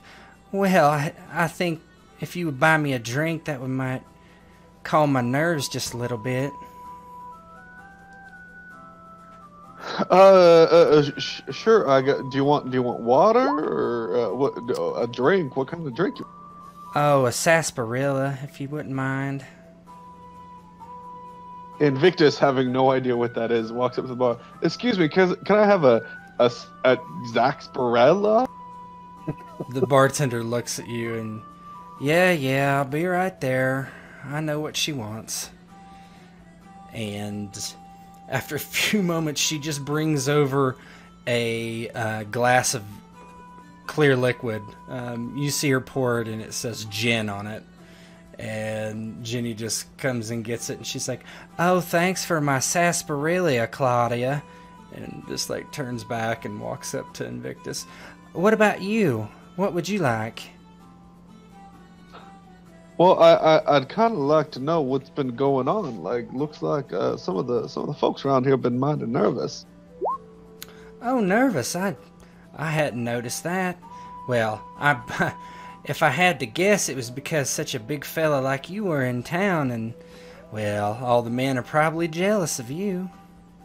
Shucks, you flatter, but you sure someone like yourself? You seem like the type that every man in town would unburden himself to. Them pretty eyes and that soft voice. Why don't you give me a persuasion and charisma roll? Can I assist? No. How I would do it. Okay, go ahead. How I would do it. So I'd walk up with... Go ahead, just do it. So him looking at Betsy, because I think they've probably found the game that I'm playing. She's probably found the game I'm playing. I'm gonna get a whiskey from the counter, walk over. Oh.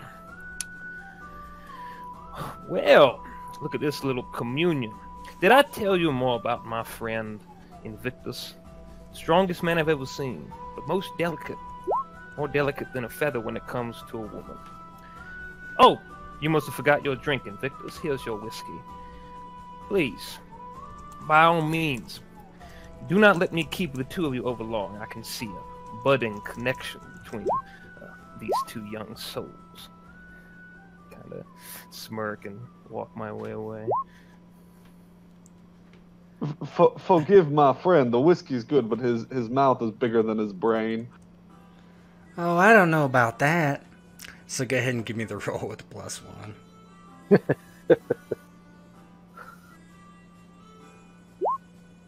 +1. Decent. Says, I mean, people... I feel like I should get an extra +1 for like how good the flirt was. He's got that shy, cute thing going. Come on. Yeah, playing into it here. Why, sir? You're covered in something. I don't know. You don't even look like a real person. No, I'm just kidding. She looks at you and says, "Well, people are always nervous. thinking that their jobs are going to get taken, and well, not so many men around here these days, with all the problems and everything. None of them problems touch you, right? I don't want to imagine a world in which any problems besmirch your beautiful face. Oh no, not really. Just... She kind of frowns and looks away. And as this is happening, Longscope, you see the sheriff approaching the saloon.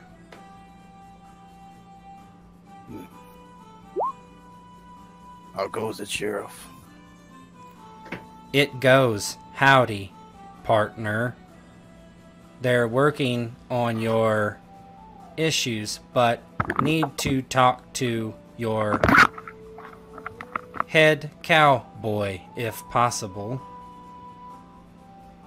He's right inside here. I'll take you to him. His spurs clink and clack as he walks across the floor. Thank you, partner. At this point, everybody can see the robot that walks in. Jenny looks to Invictus and says, well, maybe we should get more comfortable if you want to go upstairs and talk. I'd like that very much, Miss Jenny. She takes your hand, looks up at you, and begins to lead you towards the stairs. Is there any kind of insight skill where I could tell if she's being dishonest? Or seems to have an ulterior motive here? Well, sure. Let's do we'll just do a perception wisdom.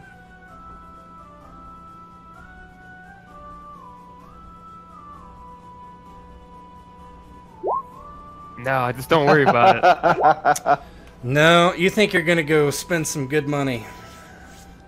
So. I'm just gonna point out she hasn't mentioned money, but okay. Yeah, that's this, after. This is free. So she leads you towards the door. You some credit. Yeah. Okay. So Invictus kind of walks away with Jenny as this conversation begins to happen as the sheriff walks in. Good evening, cowboy. Request sit down, partner. As you please, take a seat. How's things going? We moving along? Yes, moving along well, speedy, as they say, but Mayor has concerns about why train derailed. Well, it looks like there was a bit of damage on the rails that hadn't been checked and found. It's an unfortunate circumstance that happens from time to time. We just need to get on our way, and then when we hit our end, send someone back to repair it. His eyes glow slightly, and he says, perhaps Mayor worried about former villagers upset at Mayor and robots could have caused damage. Oh, really? Well, that's an interesting thing. I thought you said that there wasn't much going on around here. I smell this fire you got going may have something to do about that if I don't miss my guess. Yes, fire in mine. Happens from time to time. Minor, perhaps set fire, unclear. Did not want to worry you. It is a local matter. Well, having said that, I don't think we can abide by having local problems that are affecting our rail. So it might behoove you to give us a little more this out with this disgruntled miner of yours. This cannot be a recurring theme in this area, or there will be problems. Understood. There are 4 of them, maybe more. Mayor thinks that perhaps you could help us deal with this problem. They could be after your train. And it makes a frowning face. Yeah, well, that would be a good idea. We can't be having them screwing with the train. We certainly can't be having them screwing with the train in front of your nice little town over and over again. That just will not something we can abide. So, where would these miners perhaps have gone? And more importantly, are we talking a flesh and blood type miner, or are we talking about some disgruntled automaton? Oh, they are humans or mutants. We would never disobey the authority. Never disobey the authority. Well, that is good to know. So, where would these miners might have gone? I'm assuming they are no longer in this town? Correct. He takes his hand and kind of pushes back his mustache in a flourish, and you can see it's like made of horsehair. And then he nods his cap. Went looking. Shot one. The rest fled. Unsure of where they have gone. Into the wastes. Hiding. Did the one you shot happen to still be breathing, or is she 6 feet under right now? Oh, no. He quickly pulls his pistol and spins it and puts it back in the holster. I am a crack shot. Alright. Well, what direction did these boys head off in? And how long ago was it? We got some good tractors here. We may be able to find them too, sweet. They left, it thinks, 2 days ago was when the shootout happened. Partner. Well, here, why don't you give us about... I look around. I notice that my boy's gone upstairs, and I certainly don't want to interrupt that. So, why don't you give us around a half hour here to rest our weary legs, and then maybe you can show us where the shootout started, and we'll see if we can't find out where it might just end. Of course, cowboy. Tips his hat. Turns to long scope. Tips his hat to him. Begins to walk out. Casts a glance over at Betsy. Ma'am? I'm sorry. Ma'am. I'm losing myself, sorry. And he heads out the door unless anyone says anything to him. Hey, Betsy. If you got any business you want to deal with, why don't you round it up? We're going to wait for the other two to finish their festivities, and then we're going to be heading out. Helm's still down here, or did he head up too? Oh no, I'm still down here. No, madam. Hell. The madam is a difficult creature to work with. Bear with me. Well, I will tell you, you got about a half hour to get that work done. So if I don't miss my guess, you might want to get the ball a rolling. Betsy will try to talk up the gentleman over here, see if he is into mutants any more than the guy across the street. I really like forked tongues. Hey, I like snakes for a long time. Yeah, they tickle me in all the right places. He turns around and looks at Betsy and gives her a big smile. He doesn't have a tooth in his face. Why, hi there. Hey, you want to buy a girl a drink? Dusty out there. Buy a girl a drink? Well, you a new employee of this place?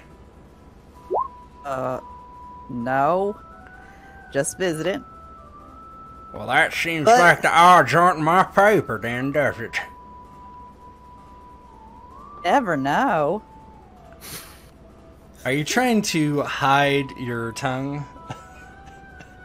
That's not Betsy's style. Yeah. She's a proud mutant, so He Not kind really. Of, he kind of. She'd probably try to use it to her advantage Yeah. if she could. He doesn't seem so thrown off by that. Well, they make me pay extra here. They call me the gummer. Yeah. They don't much like that. Oh, I can think of many useful things a man with no teeth could do. I don't think that that's anything that would up dinner. Huh. Well, maybe Hey. I will buy you a drink then. What you drinking? I hope it's the lowest of the swill. Sometimes I buy the mat drink, if you know what that is. When they spill it on the mat and then I wring it out in my mouth. Oh, that sounds delicious. But, whatever they've got on tap is fine. He turns and, she don't want the mat drink. I don't get it. Why don't you get her one of them ales? Some of the ales some people like. And Claudia rolls her eyes as she goes and pours a draught and turns around and just dumps it on the table, and she looks at Betsy like, what the fuck are you doing? And She kinda just winks at her. Well, sweetheart, what's your name? As I say, they call me Gummer. My real name is, Fred. Ed? Well, I'll just call you Gummer, because I like that better. Well, Fred, I don't got any teeth, so I can't. Fred, F. Don't strain yourself. My name's Betsy Rose. Some people call me the Desert Rose. Who calls you that? Oh, people. Just people. All right, well, that's a pretty name, real pretty. Oh, thank you. So, this town. You cut out just a little bit, what would you say? Oh, how long you lived in this town, Fred? Oh, I've lived here as long as I can remember. Oh, I don't know, 5 years, 20 years? I'm not sure. I've been drinking a lot. And, well, He scratches his beard and you see this bug kind of wiggle about. The lice. Yeah, tries not to react to that. Oh, well, so I imagine this town doesn't have much excitement going for it. What do you do? Well, I come here when I'm off my shift in the mines, and I drink the mat water. It's the cheapest on the menu, you see.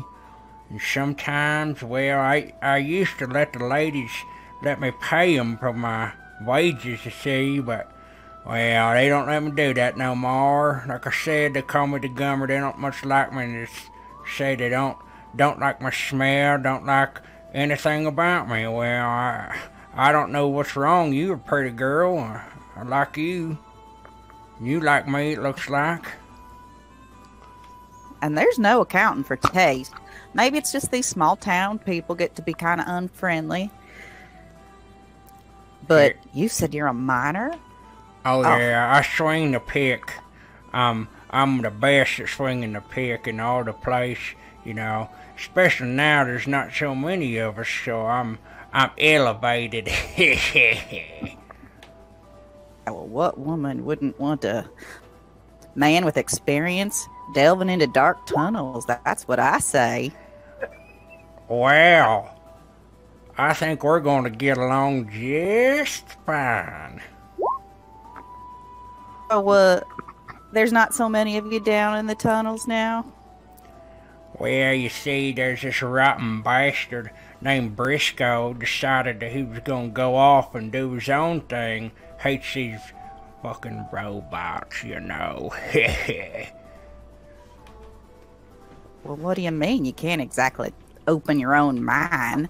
I mean, what's his own thing?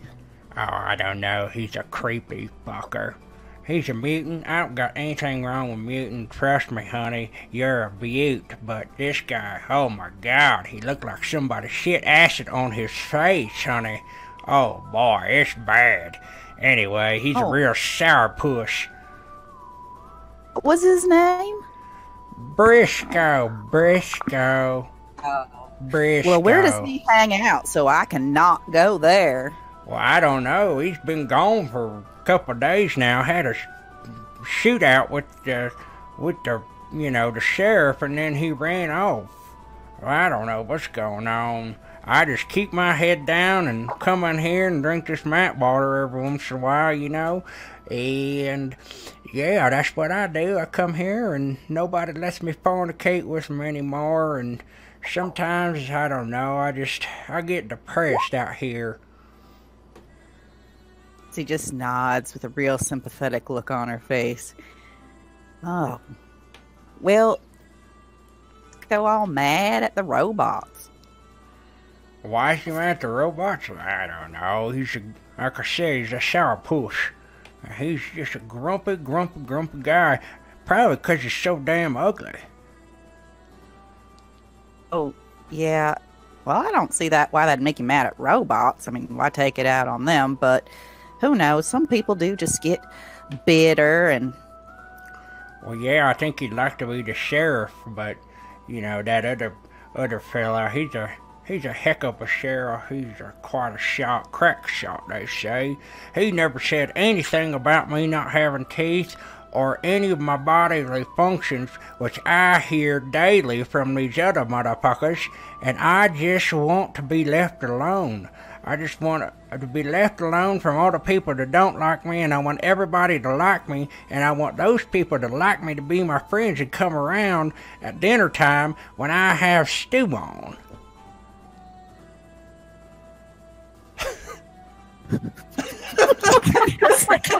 I love this frickin' guy, dude. He's like the best.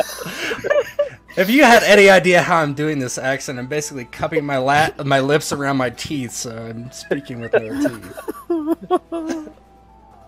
Oh, man. I'd let this guy marry my daughter.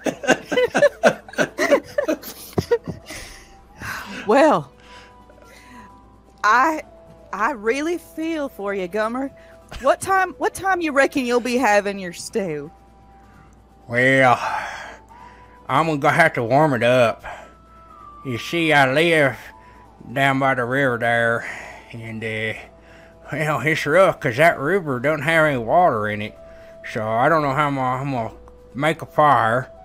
Probably I'll leave here once the mat is full and I can get a taste. I'm kind of bored.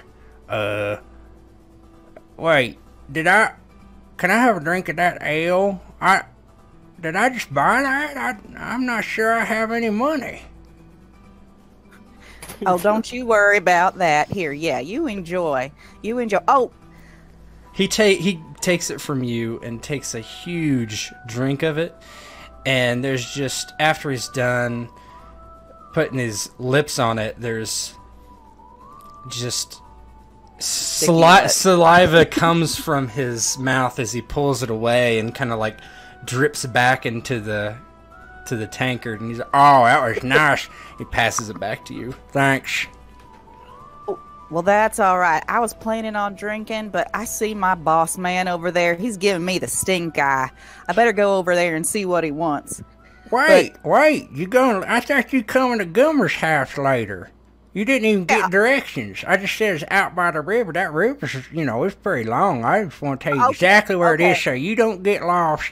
And you come to Gummer's house, and we're going to have some good stew. I got some, I think I got, let me think what's in that stew. Well, I got some leaves and some rats. Okay. And hold on. Well, I'm excited now. Nobody talks to Gummer. Not as excited as I am. Here, something he can draw me a map with, and I'm going to go talk to my boss a minute while he draws me a real good map.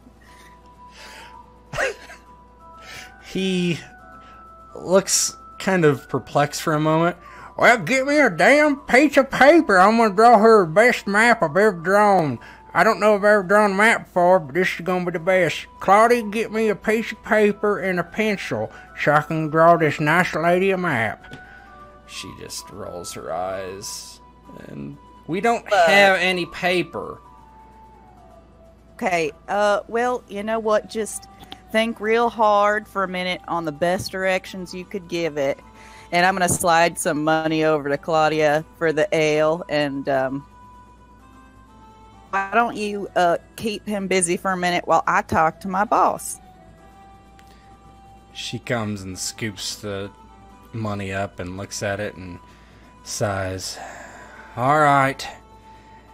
And she grabs the mat and kind of hands it over to Gummer. Oh, boy.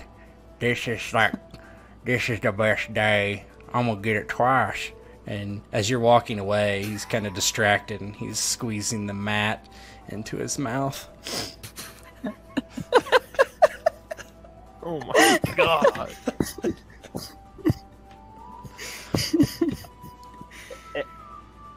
As Boss? you walk over, I will be pulling a handkerchief out of the back and wiping the tears of laughter out of my eye. So, when am I up for a raise? Well, but Betsy, I thought for sure, we can stay longer if you need some time with that fine gentleman over there. I kick your shins. I literally, you see tears streaming down my face. Sacrifices I make for you fellas. Never doubt my loyalty. Well, sacrifices? I don't know what you're talking about. He seems like a fine gentleman. He's going to draw you a map and make you some stew. Shit, I haven't had anybody offer me stew anytime recently. I'll make you a stew, all right. So how much of that did you hear? I heard most of it. Looks Right, like we got a predicament that I was hoping would not come true, but Got a predicament. well, I didn't want to spend this much time here, to tell you the truth, but we got to deal with what we got to deal with. We can't have this coming. So it looks like we're dealing with 3, and at least one's a mutant, which is neither here nor there, but they sometimes have abilities that cause problems. People like us. It's just a weapon. Can be used for good or bad, but Well, this one obviously used it to piss all over this town for a little bit, and I just can't have it. Not if he's fucking with the rail. So we got about 25 minutes, and then we're going to have to head on out. I believe the sheriff's going to show us where that gunfight was, and then we need to start tracking from there. I guess we're just waiting for Invictus, and if he's taking longer than we think, I'll go and pound on the door. Well, he is my boy, after all. I'm going to switch the scene. Just give me a sec to them. Oh, To figure out man. what goes where's probably the case. Damn, that's harsh. Okay. Don't you worry, I had to talk with him. I don't know if he was listening, but I had to talk. Jesus. Alright, hold on, guys. I'm just imagining that talk. When a mommy and a daddy love each other very much, you mean like the coyotes out in the desert? Or the larger mutants and the smaller mutants? Or the Yeah. weird walking fish things and the other weird walking fish things? Invictus has seen some shit. Oh, you ain't seen nothing Oh, yet. Jesus, are you all in there watching? No, just so they can see. Well, Is it the- come on in here. Go, It's go, my day. Gron. No, okay. I like that, Gron. So, Jenny leads Invictus up to the room, and she demurely walks over and sits on the edge of the bed, and her head's kind of down, and she puts her hand in her chin and looks up at this giant who almost has to stoop to be in this room, and she says, I heard you're a regulator. Is that right? Yes, ma'am, since I was a little children's. Well, regulators help people, and they help the track, right? That's what my mom always said. You can always trust a regulator, she said. Do you need help, or does the track need help? Well, I don't know if I should say anything, but I'm scared. You see, my brother. When she says that, Invictus leans down on one knee so he's eye level and is like, "Listen, Miss Jenny, you could always say whatever you need to say to me. I promise you'll be safe." Oh, Jenny. good. Well, that's good. You see, my brother, he's causing a ruckus in town, and that sheriff is trying to kill him. What kind of ruckus is he causing, and why the sheriff trying to kill him? Well, I do believe he thinks these... Well, I can't say for sure. I haven't seen my brother for a while, but he wouldn't do anything all crazy. He's definitely not against the authority. No, sir. And that's what they're saying, but it's not true. It's not true. I don't know. I think he thinks these robots are up to something, up to no good. When did he start thinking this? Oh, I think he's thought it for a while. But only about a week ago did he really do anything about it. These robots, they work the miners to the bone. And when the back gives out, they hit them in the back of the head with a hammer and throw them down a hole. And that's it. That's what he thinks. I don't know. Are they... Wait, they're doing these to other robot miners or to people? Or... Oh no, the human miners. The human miners. The robot miners, well, I've never been there, obviously. I work here, but my brother says that they treat them awful. That the robot miners don't do much work, and the humans do all the back-breaking labor. I don't know, and he got fed up with it, and there's a big argument in town, and then they drew steel. And that sheriff, he's fast. He shot one of my brother's friends, and my brother skedaddled, if you know what I mean. Got out of town for a while, but it's only gonna be a little bit before they catch my brother. There's no water out there. What's he gonna drink? Gotta come back here. Of course. Do you remember what that argument was about? Oh, I don't know for sure. I was hiding in here and peeking out, but they were raising their voices something terrible. Well, my brother was, at least. The robot just kind of sounded like a robot. Does your brother still have any friends in town I might talk to about this? Oh, I think anybody that's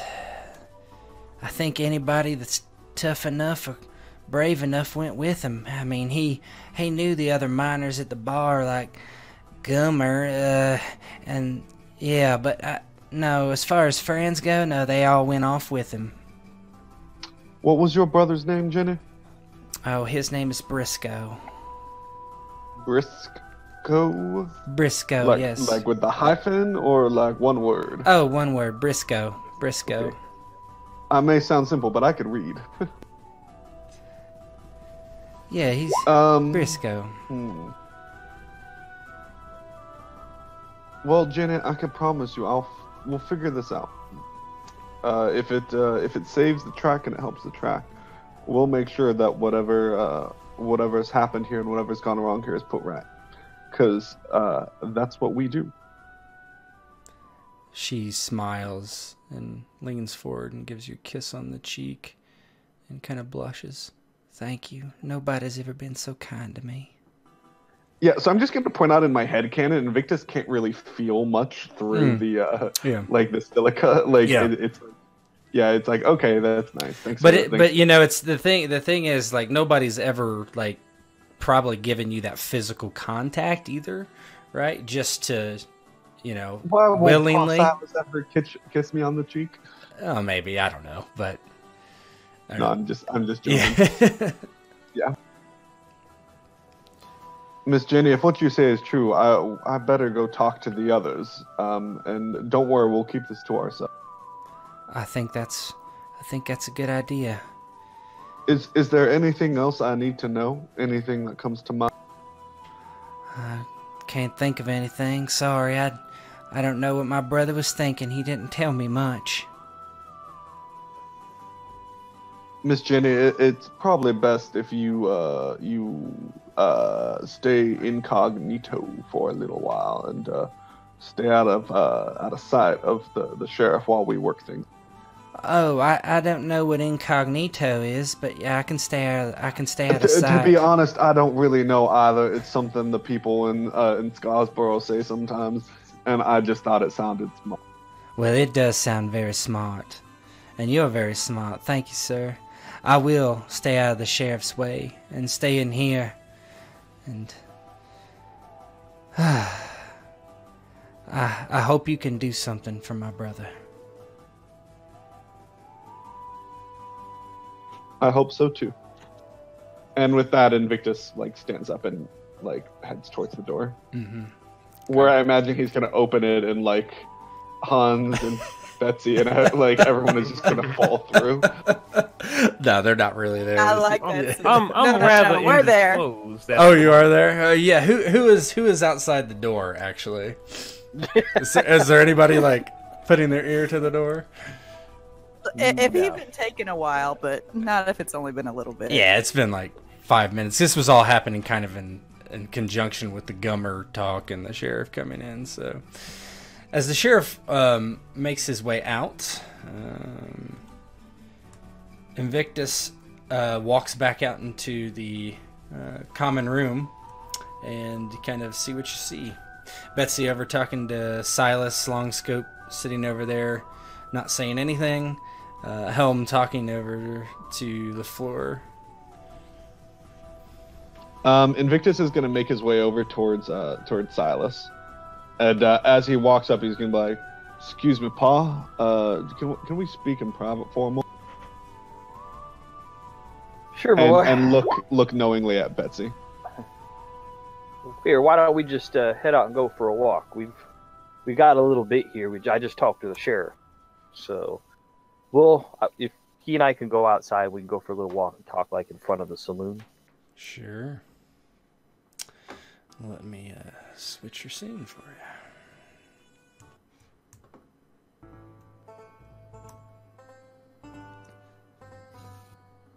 you. Okay. He's gonna try and make sure they're out of earshot. Yeah, you're completely out of earshot of everyone. Okay. And then he's gonna lean in. Pa, we might have a bit of a problem. That Miss Jessie says that her brother seems to be having some kind of trouble with the sheriff. Her brother? Who the hell's her brother? He's a miner by the name of, what was his name? Briscoe. By the name of Briscoe. Briscoe, you say? Apparently Briscoe, according to Briscoe and some of the others, the automatons in this here town ain't doing none of the work. Instead, they working the humans to death. And when people collapse, they just bop them down upside the head and toss them down a shaft and leave them to die. Supposedly, something happened a few days ago led to an argument between Briscoe and the sheriff. And the sheriff tried to shoot Briscoe and ended up shooting one of his friends. Briscoe and all the humans and all his friends worth a damn apparently skedaddled from town. Now, I don't know how true what she's saying is, but that kind of rumor ain't just something you could turn your back on. Especially if it means that the mine ain't going to be working and the track ain't going to be running. Well, that's an interesting story, son, because according to our friend the sheriff, Briscoe is the some bitch who started that fire and may have messed up our track.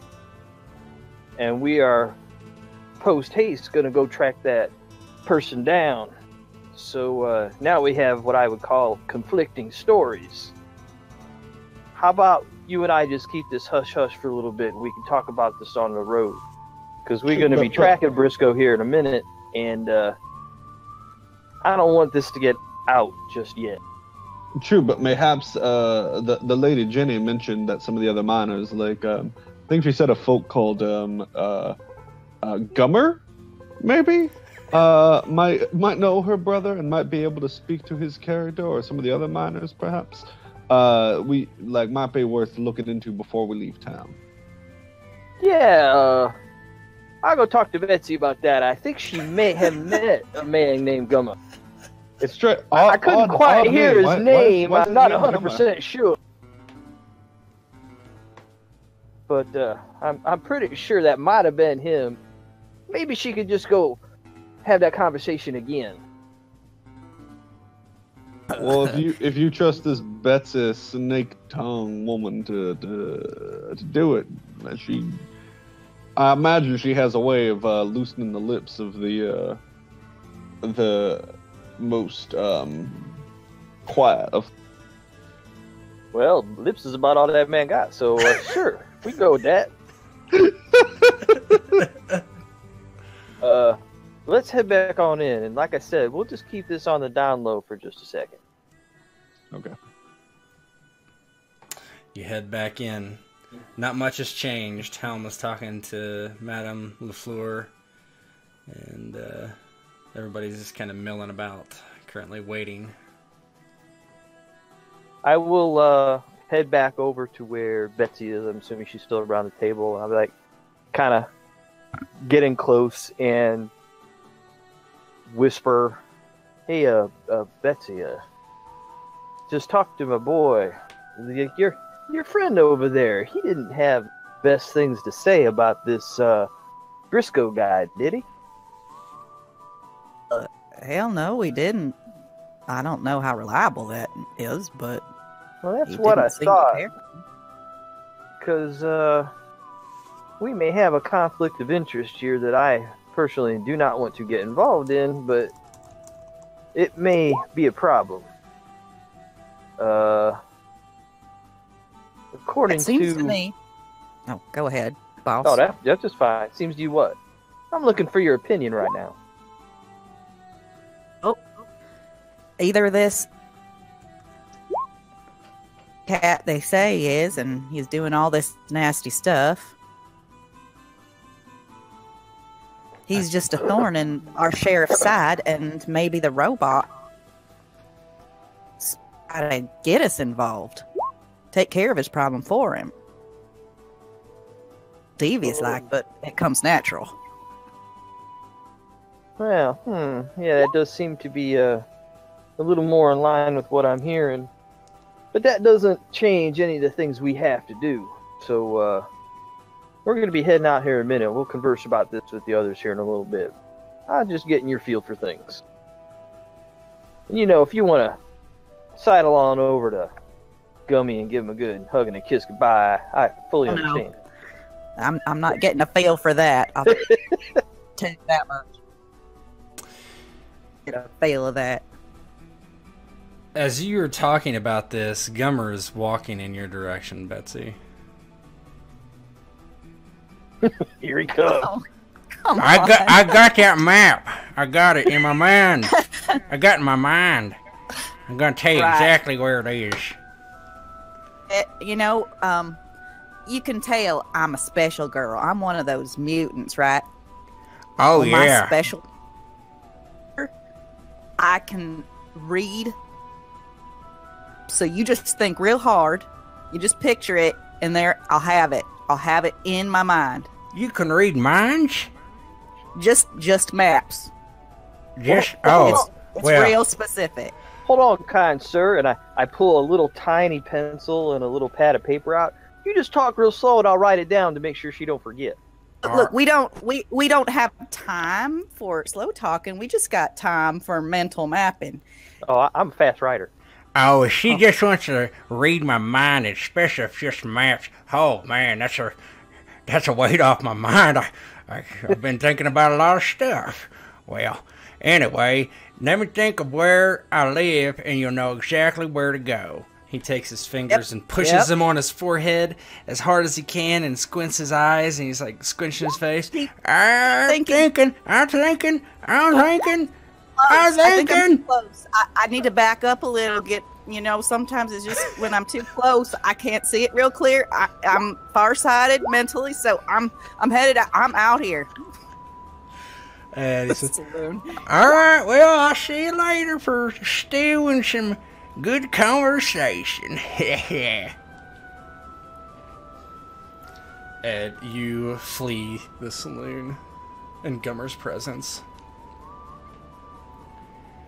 Well, we got everybody here now, so if Helm isn't going to close the deal, we can head on out. Yeah, Helm could have or could not have. I just we need to push forward a little bit. Oh yeah, I did. Yeah. I you- can roll for it if you want to make it. No, no. It really didn't take that long. But Yeah. there's no question about skills for the helmet. 30 seconds max. Yeah, at this point, Helm's coming downstairs with the madam, and is ready to depart once more. And you all kind of make your way out of the saloon finally after all that, and you kind of hear a familiar voice in the background. Whew, that girl's gonna be my wife. You see, you'll see. Invictus looks at Betsy and says, "Make a friend in there." Fuck you, Sparkles. Let's get going. I don't sparkle. There's no glitter. No. Okay. To do. As you're walking out into the street, you're approached by the sheriff. Comes in your direction. You ready to head out? I got horses for Oh shit! No, uh-oh. Yeah, by the pressure. I have to ask Sheriff Beata, are you doing okay? You sound Gummer is the some sheriff. sort of- Sheriff is Gummer. some sort of viral disease. You see, it's all a big trick. Gummer is The whole town is making fun of her now. Aw, poor Gummer. the That's sheriff. just Betsy's point of view for Yeah. the sheriff. Go ahead, Ted. Yeah, sorry. The sheriff comes out. I am ready. Your horses are ready. Are you ready to enact justice, posse? Tips his hat. Yeah, we're about ready. Why don't you go show us where this gunfight occurred, and we'll start from there. I almost did it again. Oh, 10-4, partner. And he walks down the street and points to a square, basically, middle of town. Maybe just a little on the outside of town. Here is where the fight occurred. Briscoe drew, and I drew. He shot, but his bullet bounced off my chest. I shot and hit him in the arm. Then I drew. Excuse me, Sheriff. Can you show us where the bullet hit? He takes his hand and puts it on his chest, and you can see there's a little tear in his shirt. It hit here. No permanent damage, only denting to my alloys. 100% efficiency. I think I have a skill. Can I make a combat gunnery? Just looking at the scene to see whether that's even plausible. Are there anything left from Sure. even just a couple of Yeah, shots? you can look and see if it's looks like that would make sense. Yeah. Plus int. Yeah. Combat gunnery. Yeah, seems fine. Yeah. As you're kind of looking at his injury, he just stands there inertly, and in the distance you hear this sound of horse hooves on the ground and neighing, and you see riders approaching into town quickly. How many? There are 5.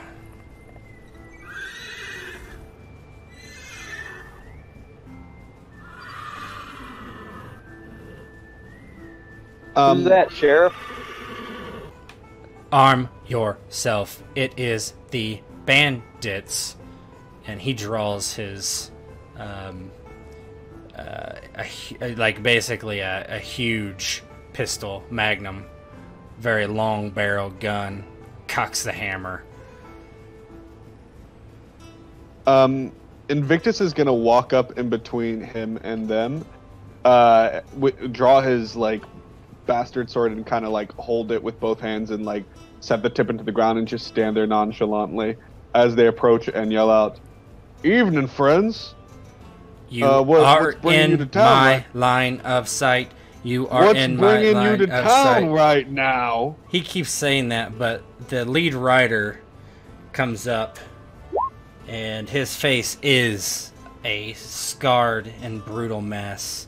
He wears a black cloak and a black pistol, and he has a rifle slung over his shoulder,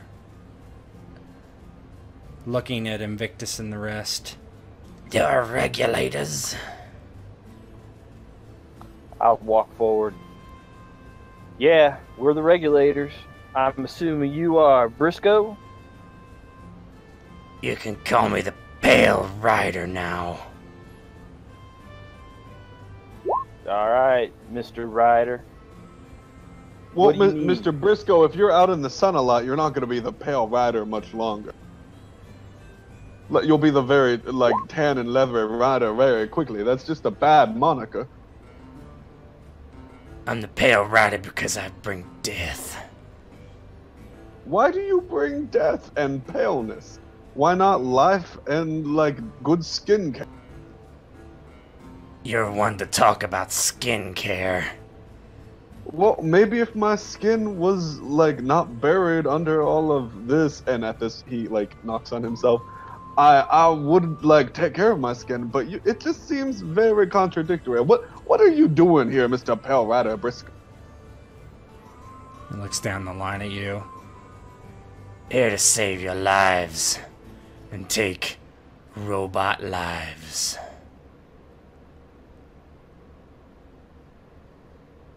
What? Why?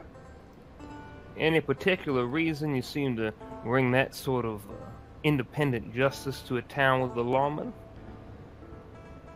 They're against the authority. Gonna destroy your train. Destroyed our lives. I see. Hate humans, hate mutants. Want an independent, robotic nation, that's what they say. Heard him say it with my own eyes. What Aventus, particularly you, let's give me a perception wisdom roll. Why are you saying this? What they did to the track, given that Invictus was the only one who could even move that crowbar and stuff like that, does that look like something that a person or even a couple people could have done? Why don't you give me a intelligence and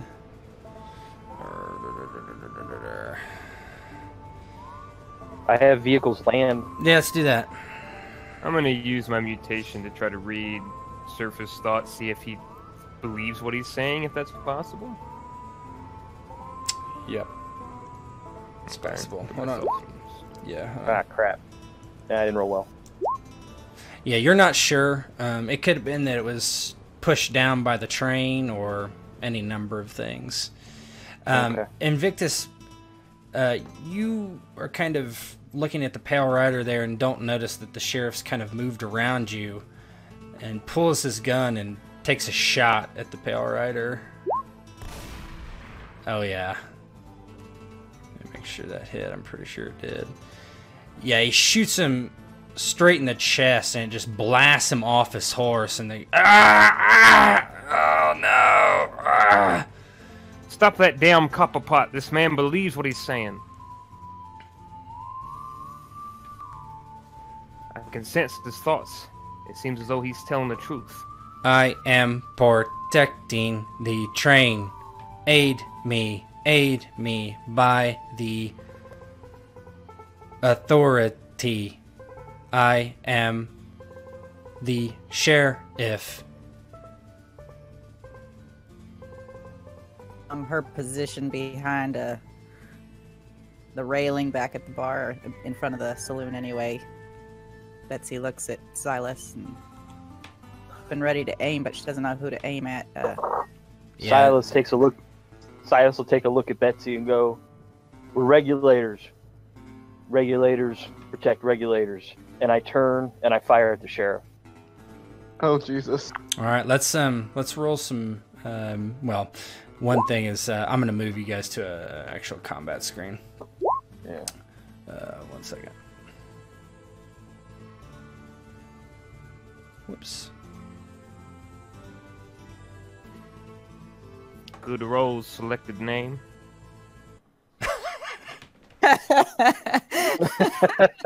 Absolutely capital. That's gonna be difficult. Hold on. Let me go in and fix that. One who I didn't know think what to it's. put on Oh, the- actually, it put it in. I turn think order it correctly. does. I'm pretty sure it puts it correctly. That's interesting. Okay. The mighty nice map of complete dark. Yeah. Hang on. Give me 2 seconds.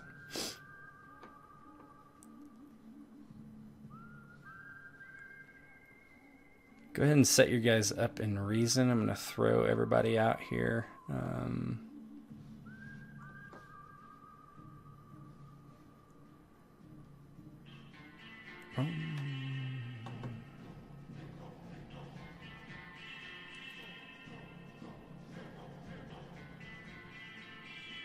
Kind of on the periphery there.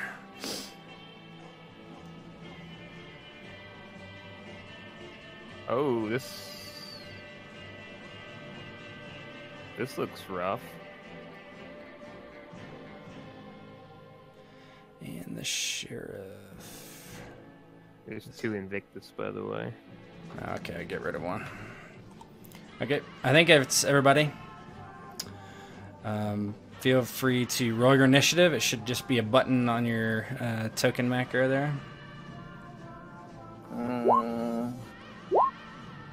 Here, you Oh click on your my. token first. Yep, click on your token and just click on it. So I clicked on it. Where's the token macros? Maybe I'm missing. So- I've been doing it off the character. Oh, so if you click on your token, there should be a little thing that pops up in the bottom top left of your screen. You see that? Should say C in it. Oh, yeah. Okay. I didn't see that. Got it. Yep. Oh, slow as molasses. Damn old man. Careful, cautious. Take his I time. think that's everyone, isn't it? All right. So you see that Silas is about to shoot the sheriff. He kind of turns and looks like he's. Actually, I'm going to give you that one for free. So why don't you go ahead and just go ahead and click your also on your token macro for your whatever weapon you're going to shoot him with. I had my rifle out, so Okay. I'll shoot him point. Okay. Yeah, go ahead. That is a miss. Oh no! Just whizzes it was a by the horrible thing's head. Traitor to the authority, cowboy. All right, Betsy, now you can go.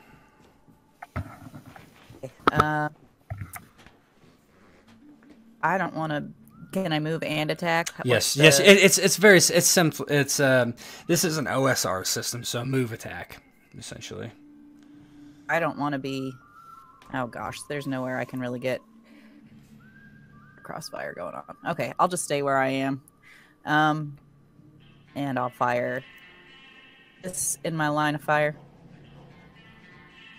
The sheriff. You can shoot the sheriff. Yeah.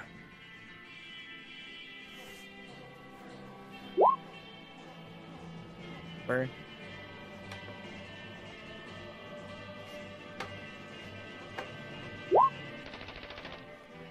That's definitely a hit. You just see it just like ting, ting, ting, ting, ting, ting off this automaton, and it like wobbles a bit as you blast into it. But it doesn't fall, and that was a good shot, so you're a little surprised. Oh, boss. The sheriff spins on Betsy with his massive handgun and fires. That's gonna be a miss. But it just blows the structure next to you. Just wood just goes flying everywhere as splinters fly into the air and into your face. giving you no real damage, but you know, for a cinematic effect. The Pale Rider on the ground.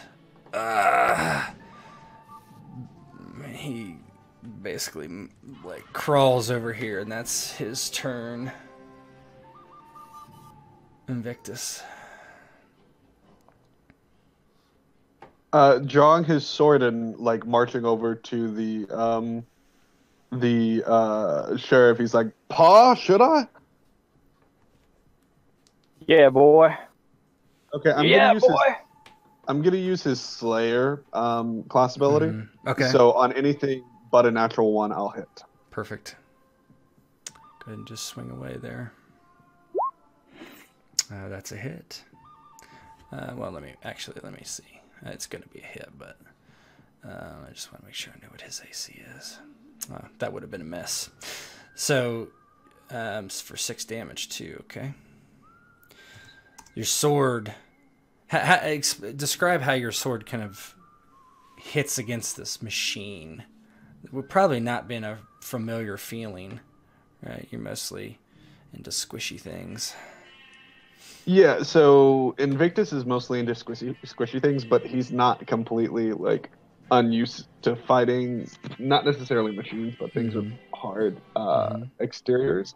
And so the basic gist remains the same, where he actually kind of calmly walks up, and as the sheriff draws his weapon, he kicks dirt in its face and kind of spins around and slashes at like an exposed wiring on the back of its neck. And if I could like, I don't know if there's like attacks of opportunity or anything, but if I could end up like over here at the end. Yeah, you can end up over there. There's no attacks of opportunity or anything like that. Yeah. So he literally like kind of like kicks like dirt in his face to distract him and like does a spinning like very calm attack and like tears at the wires at the back of his neck. Yeah.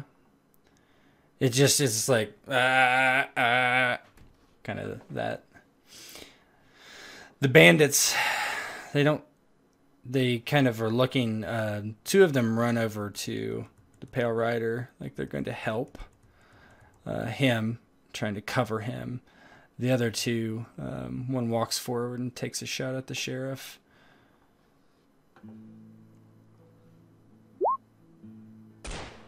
Miss.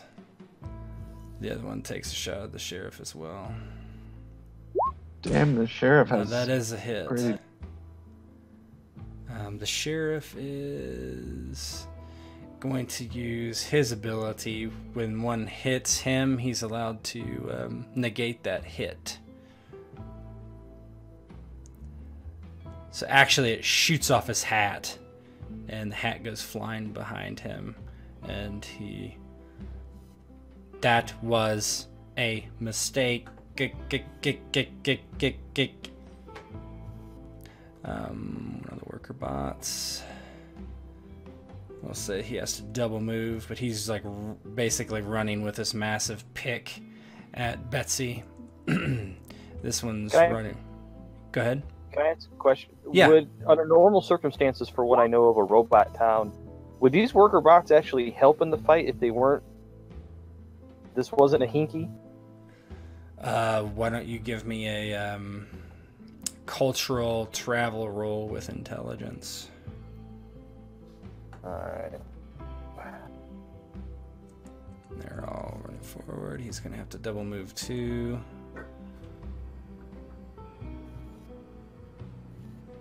I have a question about my ability to. Is that something I have to use on my turn? And does that count like a move? The phasing? It is counts as a move, correct? Ooh, I rolled a 12. Sweet. Yep. So basically, so let me phrase.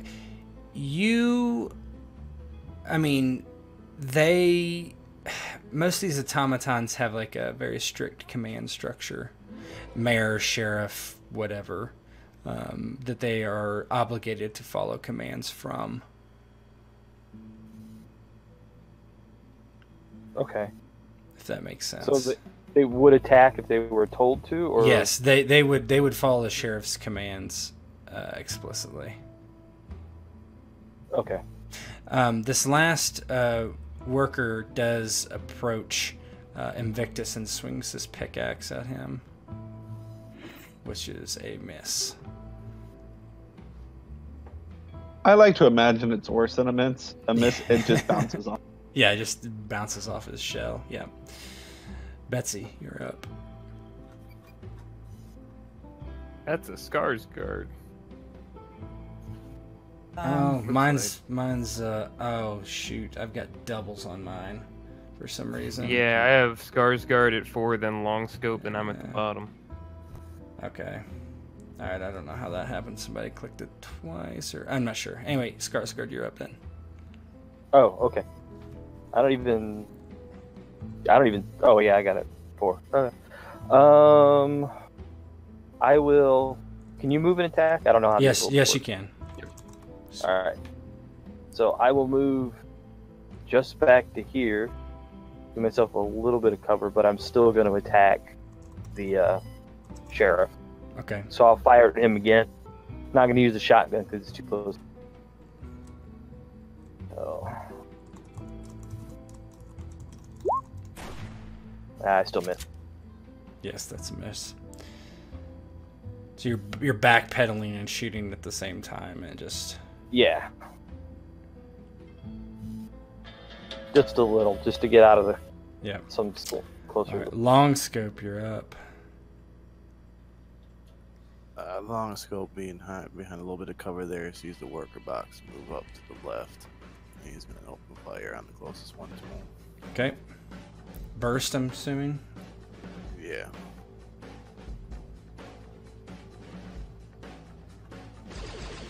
Oh, yeah. How do you destroy this thing?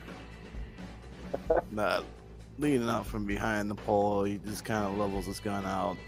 You can see his face, he'd be smiling, knowing it's out there open and ripe for the picking. Yeah, you just nail it with 2 laser fires and it just like, boom, just falls into the dirt. Helm.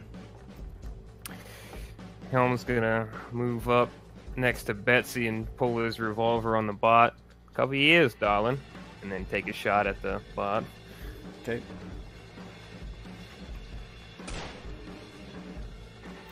Solid. The bullet like skims off its shoulder, but does nothing. Betsy. You kindly Helm, but I think I got this. And I'll turn around and fire at that. By me. Mm-hmm. Do you? Looks like I'll miss that too. Yeah, you're shooting bullets into this thing, but nothing's happening. The sheriff kind of he tries to disengage from Invictus and just turns away from Betsy where he'd shot before, and tries to level his magnum directly in the face of the brute, pointing up at it. Oh yeah. Oh. Yeah. That's 11. What's your AC? I think it's. I just want to make sure. I'm pretty sure it's not 18 or more than 18. For me or for who is that? For you. 16. It's 16. I think 15 or 16. Yeah. He points up at your head because you're taller than actually the robot, and the bullet just impacts your face. If you want to describe that, you can. It just it's the worst thing you've ever felt, obviously, ever. Yeah, give me 1 second. I'm just doing the math on how much damage.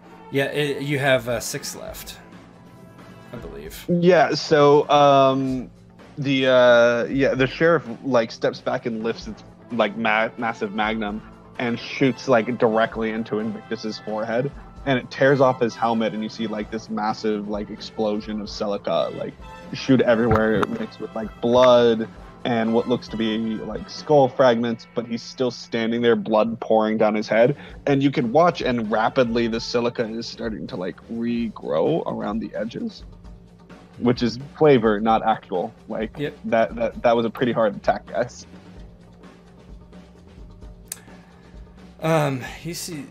You guys are seeing this guy run this way for some reason. You're not sure why, but It's either skedaddling or just repositioning. It's unsure. Invictus, you are up, though, after that massive shot.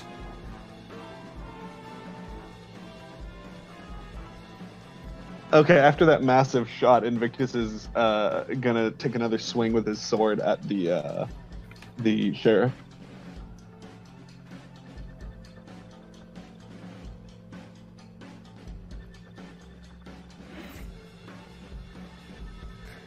Jesus. Yeah. So is it supposed to be rolling 1d20 instead of 2d6 for attack rolls?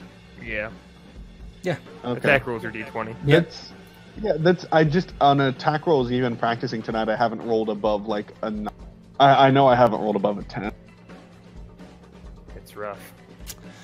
Yeah, you must be discombobulated from the shot to the face as the sheriff kind of gets out of the way just in time. The bandits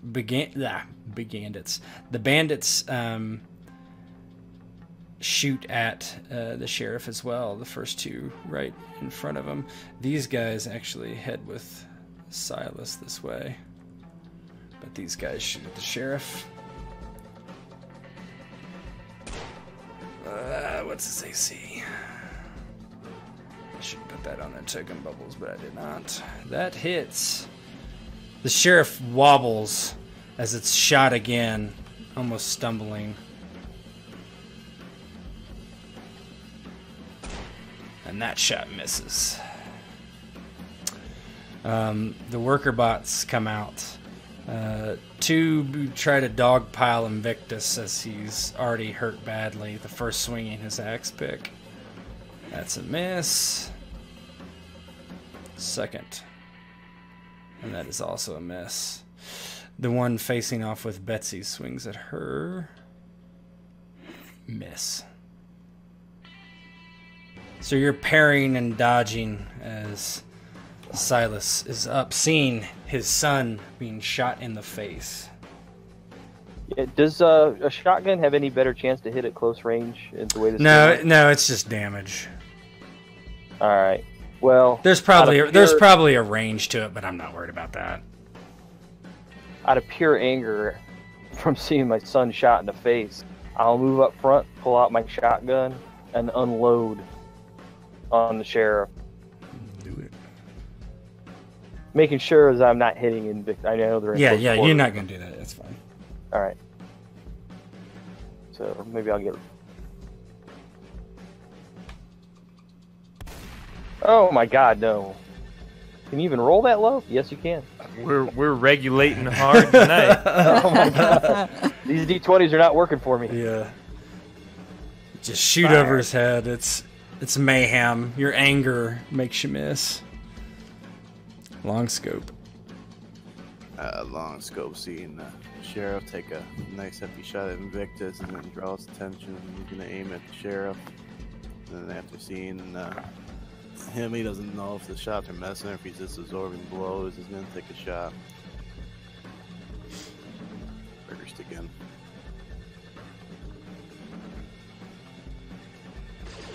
Oh wow, somebody's shooting well. Man. Thank So goodness. long scope. How does this look as you gun down the sheriff in cold oil? So as he levels out and sees Silas take the shot, and he's just wondering if the shots are even doing anything. So he just aims for a high point, hoping that one of the three black bursts will hit him. Not really thinking about it going past or anything. Let's go torn lasers. Yeah, it just rips through this automaton, and it just like crumples to the ground in front of Invictus. The worker droids still look like they're ready to kill you guys. They haven't went inert or anything. So Helm, you're up. Well, let's fix that, shall we? Yes, let's fix it indeed. This one does seem to do some damage to it, but not much. Darling, I could use some help. You got it. All right, I'm going to use my Slayer on this one. Okay.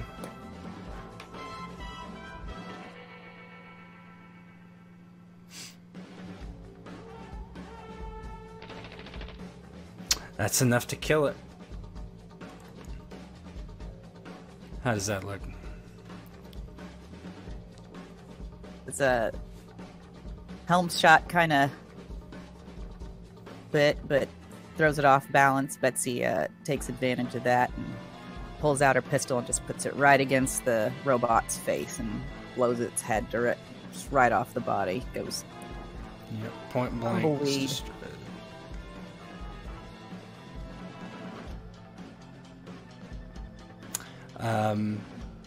Okay, Invictus, you're up. Invictus turns and just tries to decapitate the nearest, worker. Okay.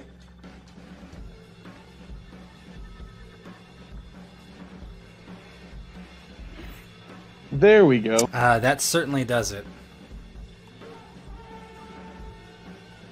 Just the head goes flying into the dirt is the way I'm imagining it.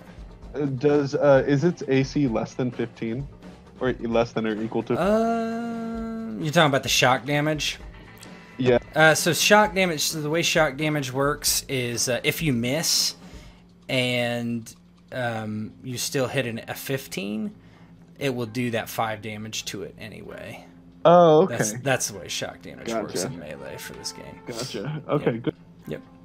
The bandits, one looks at Silas and nods, and they don't have a clear shot for we're finish that off. We'll go over here. And he starts running. This one follows. And these two are following their buddy. You're up, Silas. Still angry, I walk over, step over the sheriff, just point my shotgun point blank range at this thing. Probably miss, but that's not the point. With that attitude. What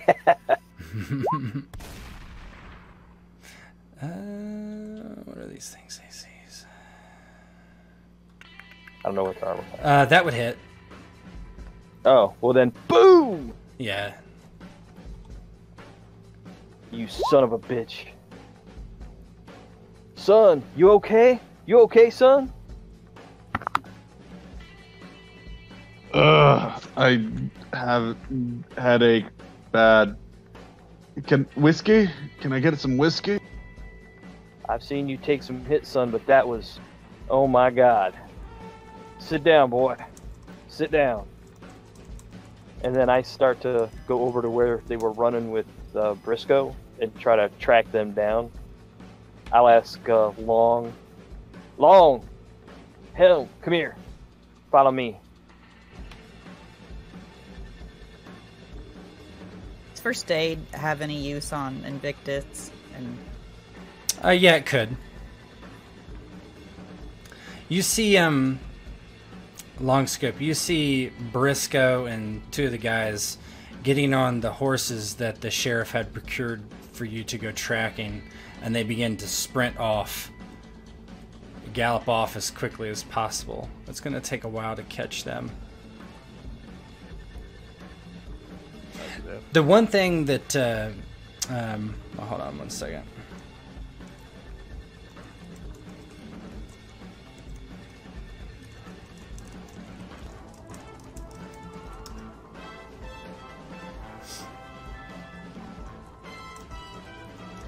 So that's what I would see. Yeah. They're heading towards the train.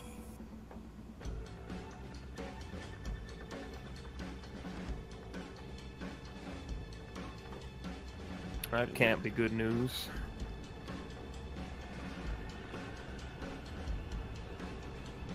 I wouldn't think so. What's wrong? I can't hear They're- anything for some They're heading reason. towards the train. Yeah. Yeah, long scope told you that they're heading for the train. Well, they procured horses for all of us, right? Yes, and so what I had said is the Briscoe and the two guys had taken 3 of those horses that were procured for you, and fled. So, although, you could catch them, it's going to take a little bit. But who was headed to the train? Oh, I'm sorry, Briscoe and his 2 guys with him, 2 bandits. All right. Oh yeah. So they're fleeing but heading in the train's direction. Yes, right? correct. Yes. Mm-hmm. Okay. Sorry, I couldn't hear anything for some reason. Oh, okay. Sorry, no problem. No, I don't know. So are there 2 more horses then? Yep, there's 2 more horses. Then I will jump on a horse and start riding after him. He's going to take that other horse. I'll take it. Were the other 2 bandits on horses, or were they on foot? We'll say they're on horses. That's fine. Because I would step in front of one and threaten him for the horse. Oh, sure, yeah, no problem. Thank you. Yeah, we'll say you all can get horses. It's fine. Give me a second to set this scene, though.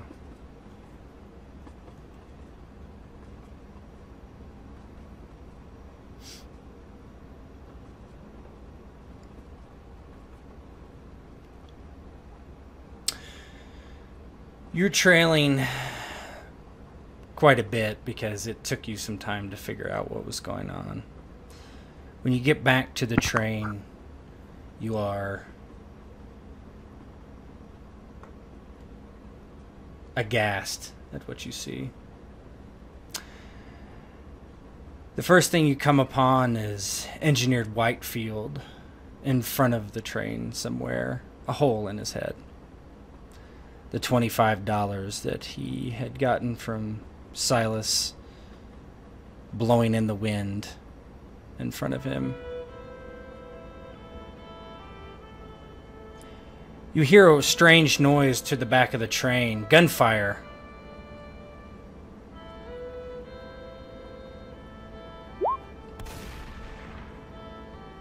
And then the goop, goop, goop, goop, goop, goop of water spilling out of a tanker.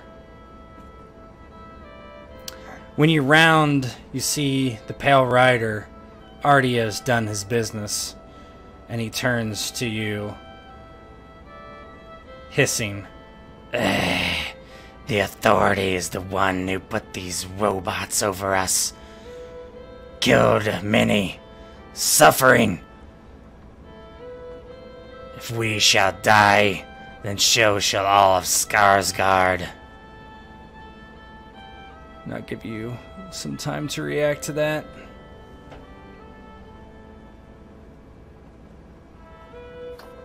Boy, you just made a mistake. We could have solved this. We fought for you, and this is what you do. And then I take a shot. Yeah, you can shoot him down. Yeah, I just shoot him down. You want to just describe it? As he's sitting there giving me his soliloquy, and I yell back. All I do is I stop the horse, take my rifle, hold it in both hands, just turn it on him and go, you gave up any chance of living through this when you murdered these people. The Authority didn't do this, you did this. And then I just turn and fire at him. The bullet hits him right between the eyes and the back of his head explodes. His body careens backwards, caught in his stirrups.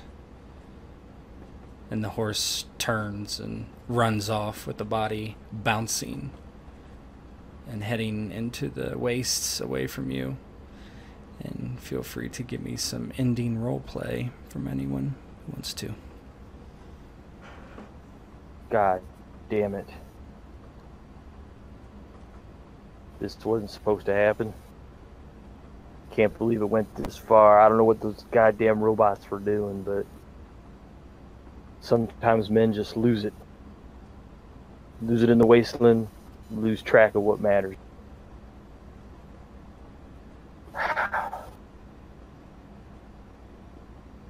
Invictus walks up to the body of Engineered Whitfield and closes his eyes, like gets down on his knee and closes his eyes and looks at the others and says, "You should see to burying him.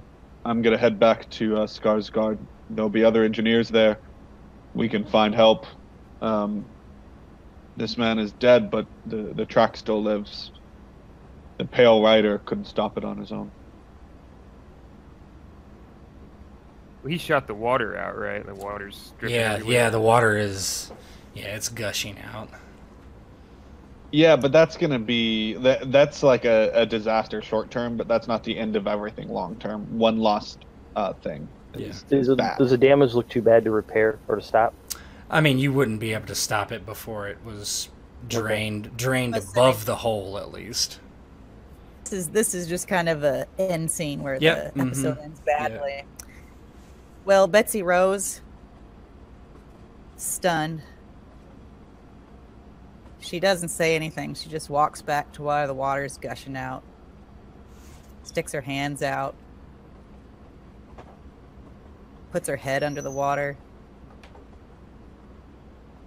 I'm pretty sure that, you know, in a place like this, water is such a valuable resource that just something she figures, you know, is to experience again, and kind of stands there. Think about all the people that are going to die.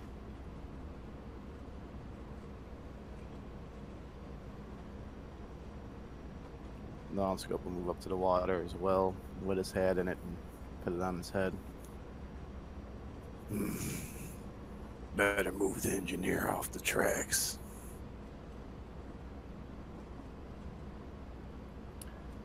Helm will light a cigarette with a match and put it to his mouth. Well, this was a bust. Maybe next time it'll be a little more in our favor. Cards just weren't as they should have been. Silas just sighs. Nothing's ever in our favor. You learn that real quick. But sometimes you gotta right what wrongs you can. Get a drink, boys. And miss. We're going back to town. And as far as Silas is concerned, while we're waiting for Invictus to make the walk back, because he's the most capable of doing it, we're gonna head back into town and like uncover the mystery or whatever. Mhm. That would be, yeah. I mean, I gotta find out the truth or whatever of what was going on there. And if these robots need to be taken care of, then we can get the authority involved. But I can't just let it lie. Silas and his regulators head back to the town. Town 87A. Not even on a map anywhere. Not really. Where people and automatons cohabitated together for centuries. Ever since the fall. Ever since everything turned black. But men, they change, and so do machines. Their nature, their programming, whatever. Whoever's fault it was, maybe you'll never know. Maybe it was just no one's fault. Simply a disagreement that got out of hand. Regardless, you've all survived another day. But the children in Godholm are along the way where this water was supposed to be given. Did not. The shipment represented a great boon of wealth for Skarsgård, and it was a tough loss, but the train will carry on eventually. Heading down that track, the 2,000 plus. Eventually it would get back on that rail and keep going. As the camera backs out, the money that Silas had given the engineer floats into the air where the wind blows it away. And that is the game. Except... That was a Hey, I told you I'd come and get you. I was gonna keep my dinner date. Well, darling, now you have all the time in the world. Yeah, now we can really get acquainted. I have it work in the morning, so it's been a pleasure Yep. playing with y'all. But I've got to, Yep. I've got to crash. No, I hear you. All right. See ya. Yeah. See y'all That tomorrow. was Later. all right. Bye bye. This was a barrel of fun. Thank you very much. Oh, thank you for playing. Woo. Well, it didn't go over too far over 3 hours. That's usually my goal for one-shots. I have an awful time keeping them from getting too long. Shots are a heck of hard to keep under 3 hours, I think, and have anything happen at all. Yeah, I agree. Unless you just That want was to really push, fucking push, funny. push. Yeah. This was Yeah. fun. Yeah, this was a lot of fun.